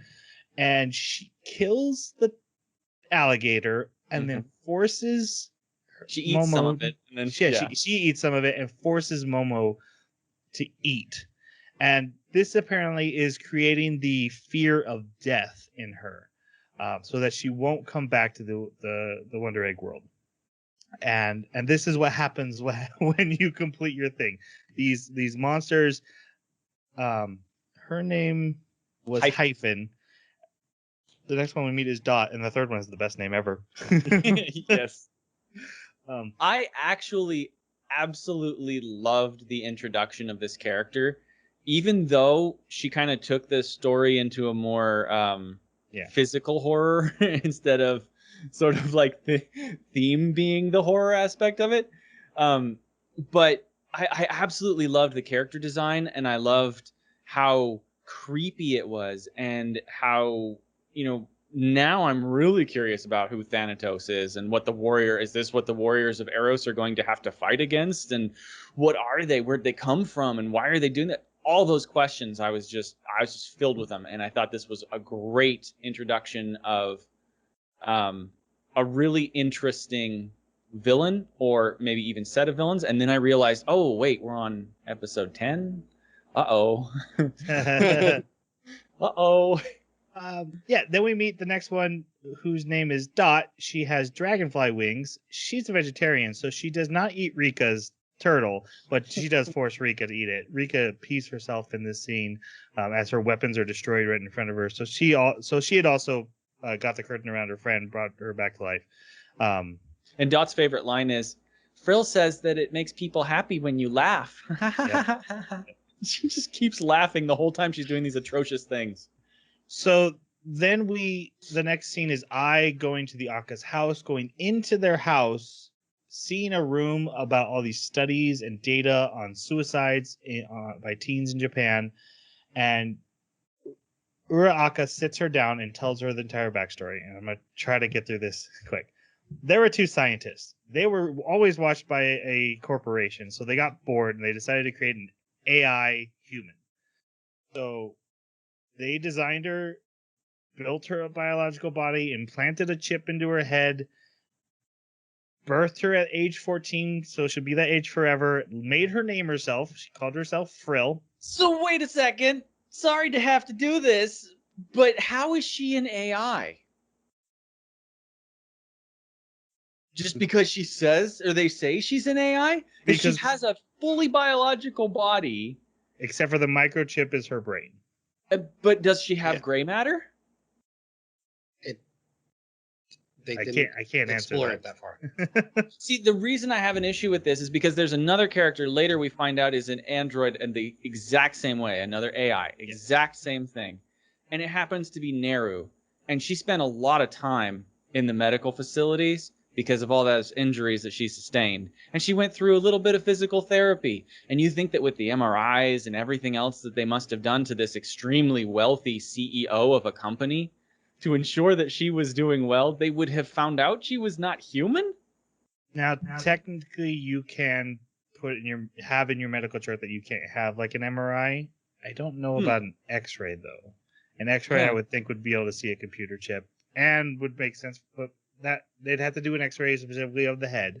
They don't usually do X-rays of the full body just because they usually only or MRIs because of their magnets. Though you can have if you have a pacemaker, you can't go in an MRI machine. Metal implants and stuff. There are people who just can't have MRIs. Yeah. So that makes sense. But do you remember the scene where they put the skin on her? Like they put a skin on her and then it just kind of like tightened up? Or wait, I'm mixing that up with the machine because I watched a little thing about that. Okay. Sorry.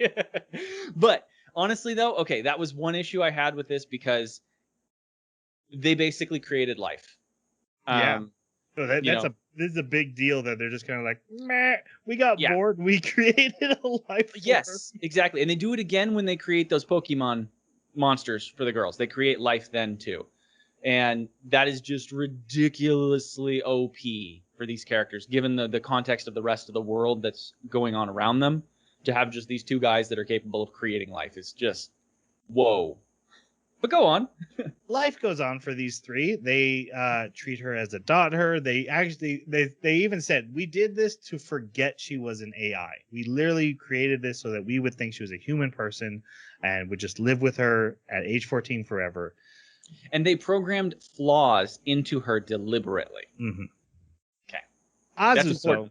So we meet the character Azuso, who's a girl they meet at a science conference that they both clearly are into, but she only falls in love with Aka. And so she moves in with them, marries Aka, gets pregnant, and then Frill murders her by throwing a hairdryer into her bathtub.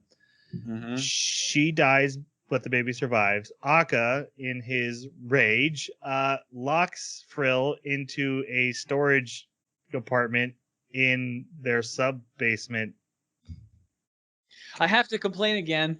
I know. Just make it a fast complaint. You're the one who has to usually has to end, so you're keeping yourself up. Sure. So I have a serious issue with this because they deliberately created flaws in her, but then they stopped paying attention to her, so they stopped seeing her flaws. They're dumb. Oh yeah. They are so dumb. Maybe they deserve the dummy bodies. Like dad joke. They're so dumb. Like they yes. Dad, oh, I love your shirt. That's great. Dad joke. I can't compete. It's true. But just the whole concept that these guys were smart enough to create her, smart enough to put flaws in her so that she could be convincing as a human being, because human beings have flaws and AIs don't have to have flaws unless you put them in there, which I think is actually kind of a fallacy itself.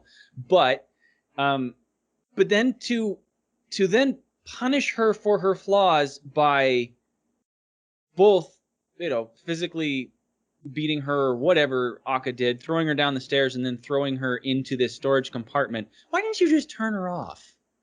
She's a robot. Why couldn't you just turn her off? She's not a robot. She's a biological being with a computer chip for a brain. Okay. Yeah. Then why would you lock this biological person with a computer chip for a brain in a dark compartment the size of a coffin for 15 or 14 years? Like, that sort of solitary confinement is that's horrible torture. So I think that's the part of the point, that they are also horrible for what they did to her in retaliation. Yeah, You couldn't they just reprogram her? Couldn't Or- they just like mess with the chip a little bit, or kill her. or kill her, which they do later? But like, they got to be able to just fry the chip. If the chip is her brain, they could just fry the chip, hit her with an EMP or something. If she's a robot and not a person, then how does it matter? But instead, they torture her. I don't get it. It's stupid. For them, I mean, like their actions are stupid, and I do think that kind of reflects a little bit on the writing. Maybe was a little bit hasty and didn't think through what they were doing with these characters. I think the anime isn't trying to say what they're doing is smart. I think the anime is trying to say they are making stupid choices on purpose. In characters who aren't emotional, who literally thought, "Hey, let's just create a daughter, a familial connection with science because that's all we know to do," suddenly get a major dose of the real world and act in an insane manner due to it. You have a good point there. That is a good point. They are ill-equipped to deal with it if they're so narcissistic that they think they can create life. Right? Yeah, like these are bad guys, and I think at this point they would probably admit that as well. I mean, and also like Uraraka sitting here wishing he wasn't married to his best friend's wife and lived with them. Like this is a screwed up situation from top to bottom. Dysfunctional. Yeah. Yeah. I'll have more later. Yep. Okay.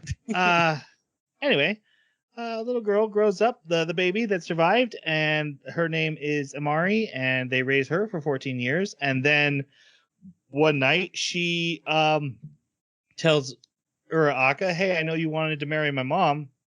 Wait for me, I'll marry you." And then does the mouth popping thing that Frill always used to do, and he's like, "What?" And then that girl commits suicide that night. He goes and pulls Frill out of that storage compartment, which is now full of wires and computers, and you're gonna be like, "How did those get there?" And How did they get there? How did they get there? Like, the better question is, Troy, how'd you know he was going to complain about this? Because I had the thought, like, did she move the wires? Right? I only have one guess. Technically, Dot and Hyphen are alive because it showed Frill say, "Hey, I want to create friends. I wanted to make them my own." She creates Dot and Frill and the other, we'll get the name later.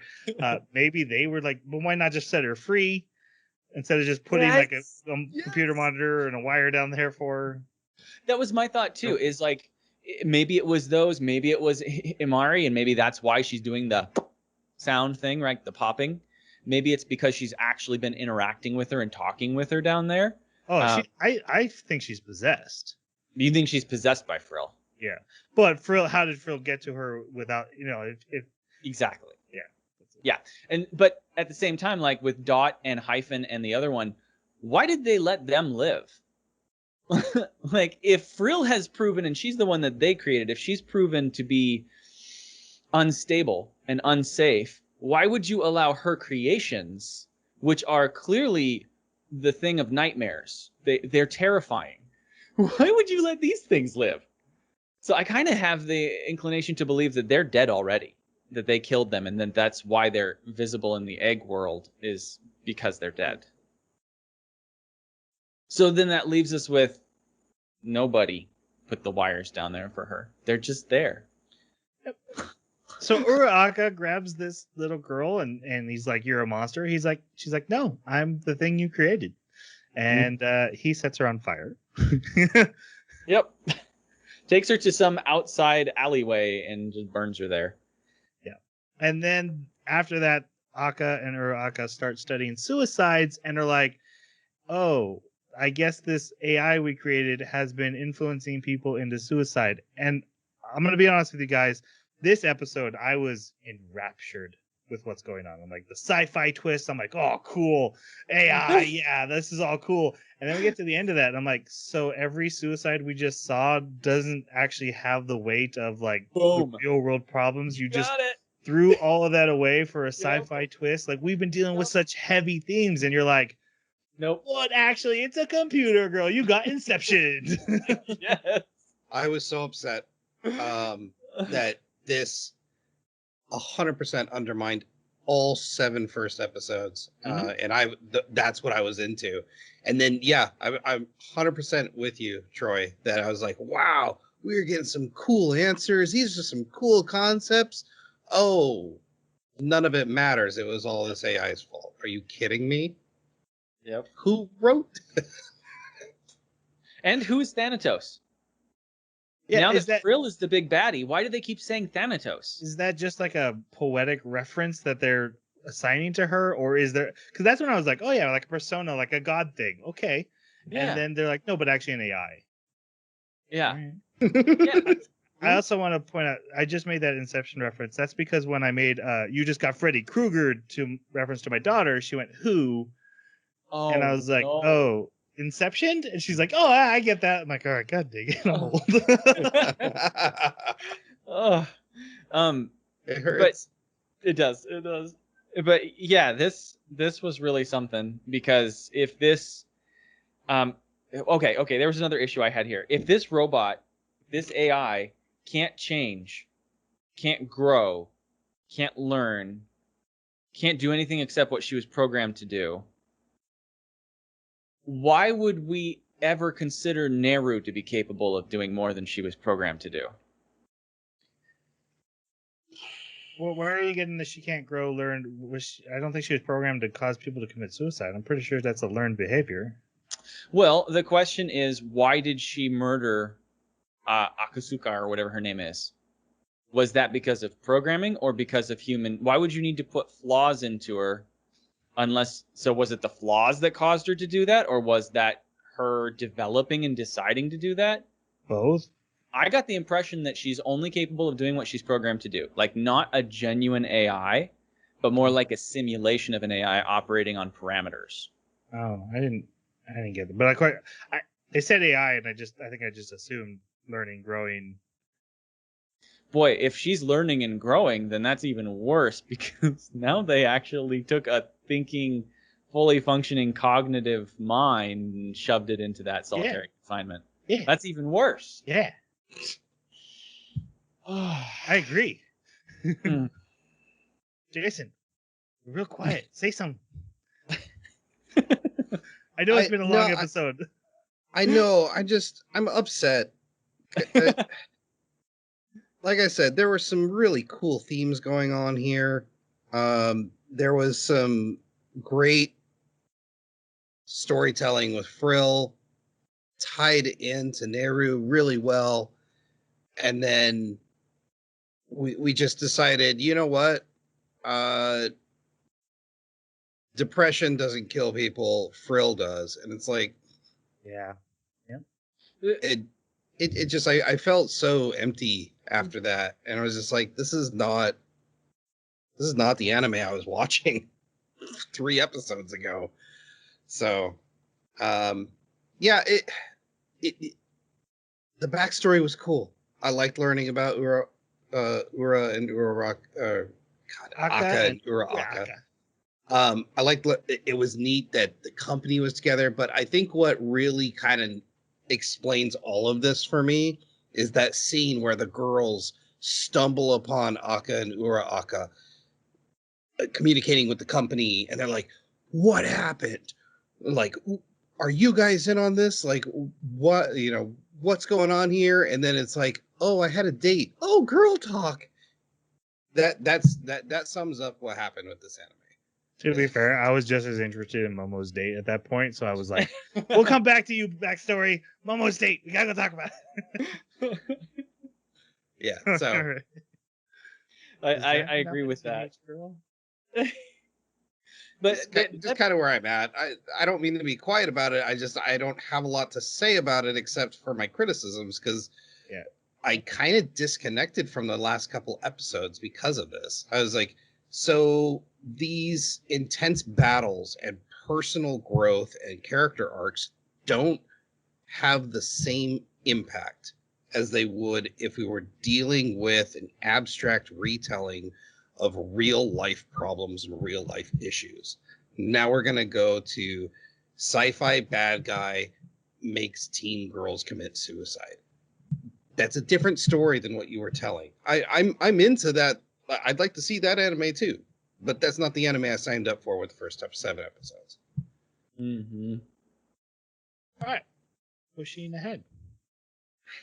I visits with the other girls. Momo and Rika are like, "You weren't there, man. You don't know," and they warn her about using her animals. So when she goes to her next mission, she refuses to use her lizard, and Akka forces him to come out to kill the haters.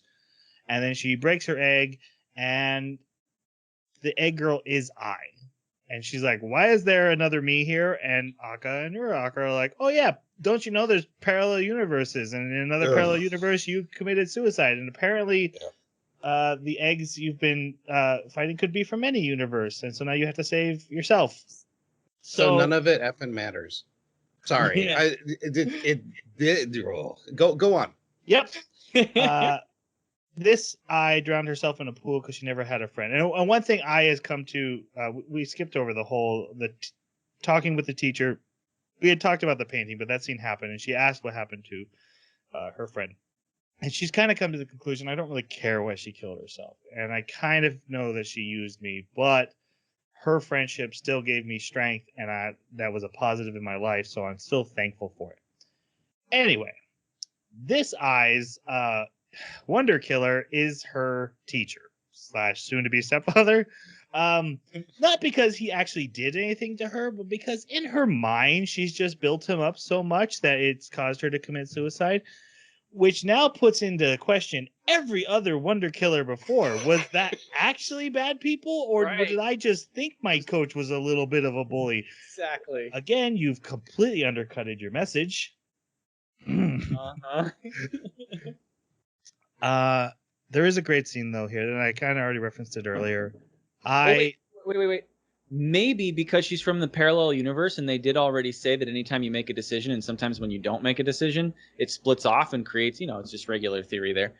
Maybe this one was a creep. Maybe he did do bad things. No, they ask the Eye, and she's like, no.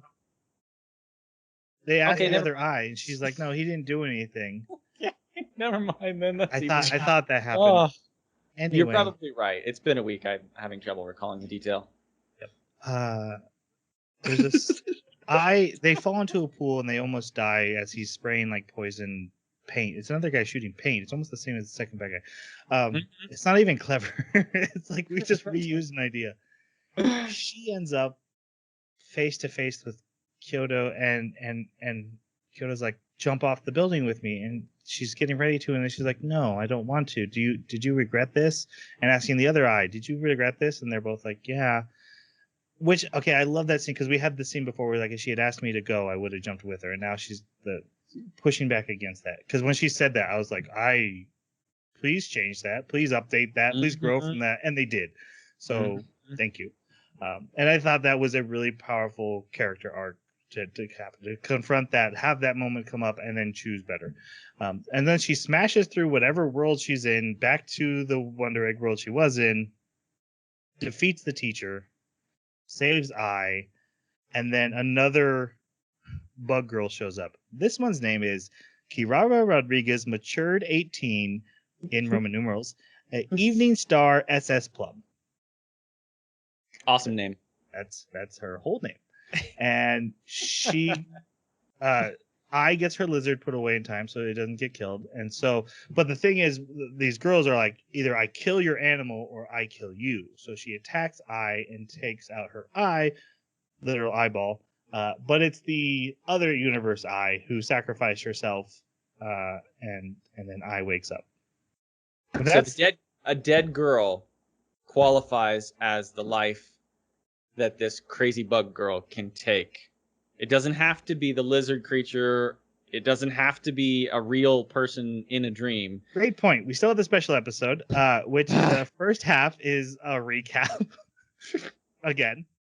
And then the second half starts with Nehru waking up, and she's having a little bit of a conversation with herself through her slippers about what she's going to do that day. She meets Eye and then walks away from Eye, but leaves her pet lab rat at Eye's house to take care of, and doesn't answer her phone.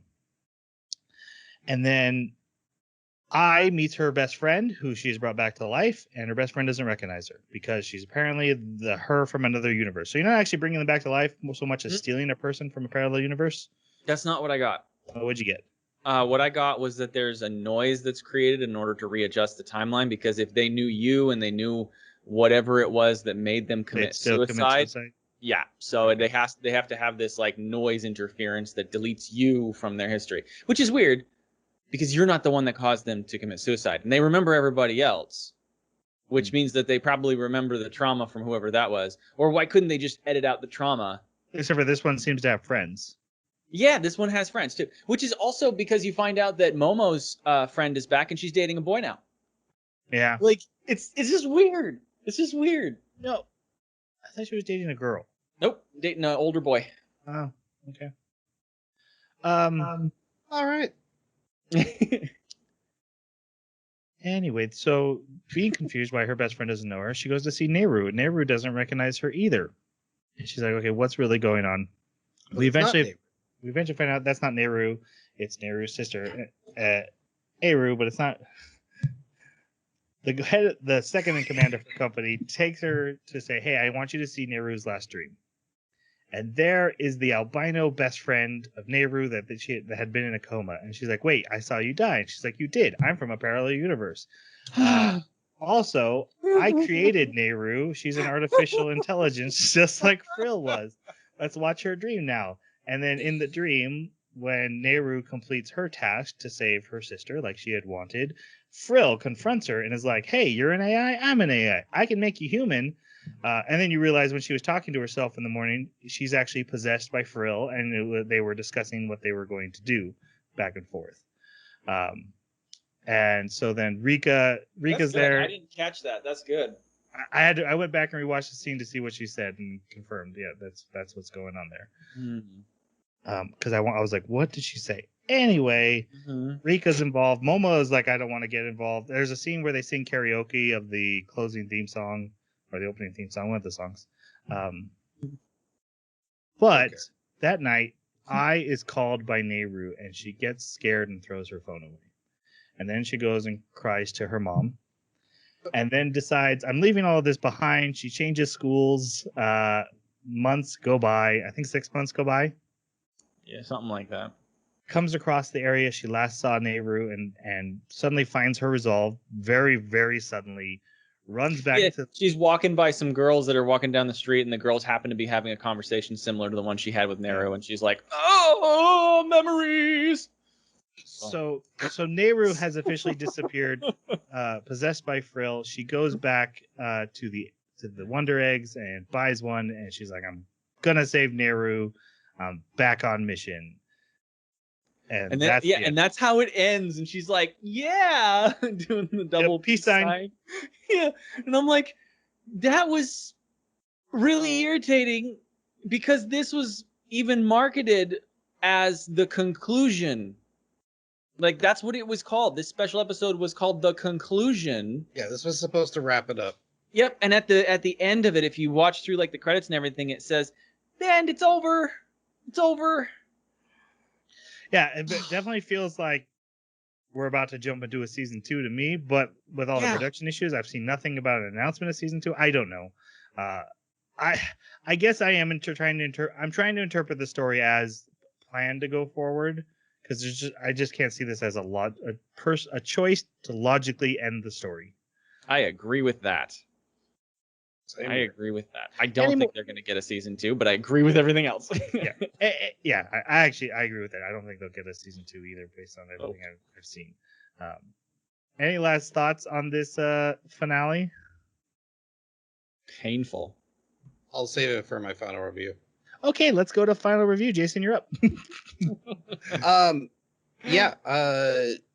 Like I said, it's like there were 2 different animes they tried to squeezed together, and in the first half, we've got 4 girls dealing in an abstract way with depression and suicide and growing as characters and having great character arcs. In the second half, we have multiple universe with timeline changes, AIs that affect girls to commit suicide. There's just too much going on, and the just fumbled the landing really hard. I understand there was a pandemic. I understand that they had production issues. Those things are controllable by the studio. And so yeah, I have heart for the artists and for the editors, but in the end, it's the studio's. We need to lay the blame for this on the studio's feet. I give it a 2. I really enjoyed the first half, and I felt like the story was just taken away, and I started a new anime at the second half. So, All right, Jeremy, what'd you think? I think it has a lot of elements that I really like. When it was first starting in episode 1, showing me the egg world and showing me the different fights they were going to get in, I was getting like Baby Gantz vibes. Like, come on, give me some of that. I want to see some real consequence and some horror and some real suspense in here. And then it just slowly got more and more, for me at least, it slowly got more and more, I don't know, emotional and a little bit repetitive. Because while I was impressed with the way they handled the different kinds of suicide traumas, I kind of got a little bit frustrated at times with just how it kind of came across as formulaic to me. Like it was very episodic, and I didn't like that part of it, and I didn't like how some of the things immediately started unraveling, as far as like the rules they set up for themselves about how if you save a girl in the egg world, too bad, you're not really saving them. You can only save yourself. But then later you have the albino girl showing up, and she's like from the parallel dimension. So presumably she was like saved and brought over or something. Like it's so weird, and the wound's not healing. There are so many things that seem to flow contrary to the rules that they lay out that just don't make sense. And the sheer magnitude of the power that the Uraka or Aka and Aka have in their ability to create life, influence the dream world, watch dreams of whoever they want to watch.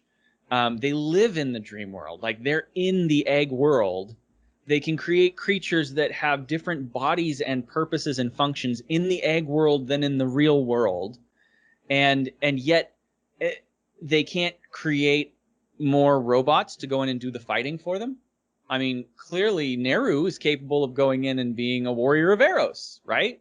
So why not create a few more AI, since they're so powerful, and send those AI girls in to be able to handle this? It's all within their power. Like, the fact that they introduced science to handle these things, which I totally agree should have been magic, it just created so many potential faltering points for logic, where you sit back and you go, oh, you had all these things to play with, why didn't you do this, why didn't you do that?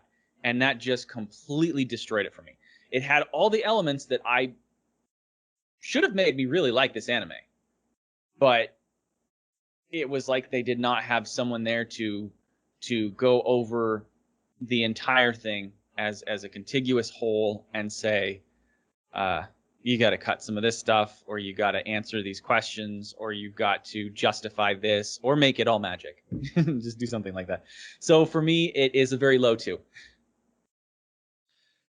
So, while Jeremy cares about like story details and logic, I'm the other side. I care about like themes, but you threw those away. You hurt him and you hurt me. Yeah.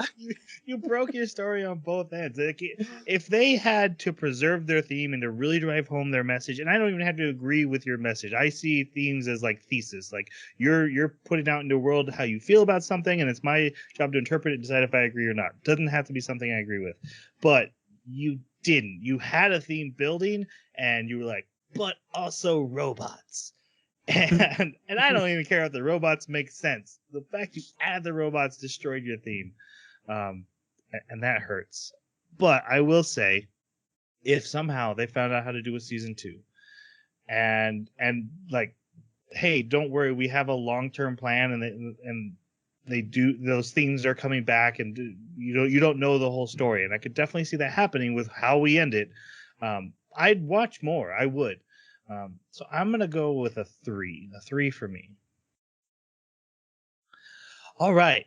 Our next anime is Vivi Fluorite Eyes Song. Vivi Fluorite Eyes Song. This is an anime about a robot apocalypse that happens, and an AI in this robot apocalypse decides it wants to prevent it from happening. So it's time travels back to the very first AI robot that was ever created, and she's an amusement park singing robot. And she has to, as she just ages naturally through the years, has to, at certain points in time, prevent the robot apocalypse. How is she going to do that? I don't know, but that's what the story is about. I don't know how a singing robot does that, but it does seem like it has a bit of a, an emotional but also really cool sci-fi twist, and maybe its themes will stick along the way. So we'll find out. This is Jason's next pick. It looks good. Jason, you're muted. You're still muted. You got a little mute button next to your name, see? There you I are. don't know how I got muted. That's weird. Woo! Woo! I'm excited. Cool. If you have any thoughts on Wonder Egg Priority, please feel free to share them at Baka Podcast, the Anime Baka Club at gmail.com, which is our email, or wherever you found this podcast, and leave comments with us. We understand these are heavy themes, and we're probably smashing over sensitive issues. Do realize that, but that this is the best 3 Bakas can do. So if you do have thoughts, feel free to share it. Let us know. We do want to hear those things. And then, we'll be talking about our next anime soon. So I think it's time we say goodbye. Thanks for listening. See you next time. Also, disclaimer. No, just kidding. Go sign out. Yeah.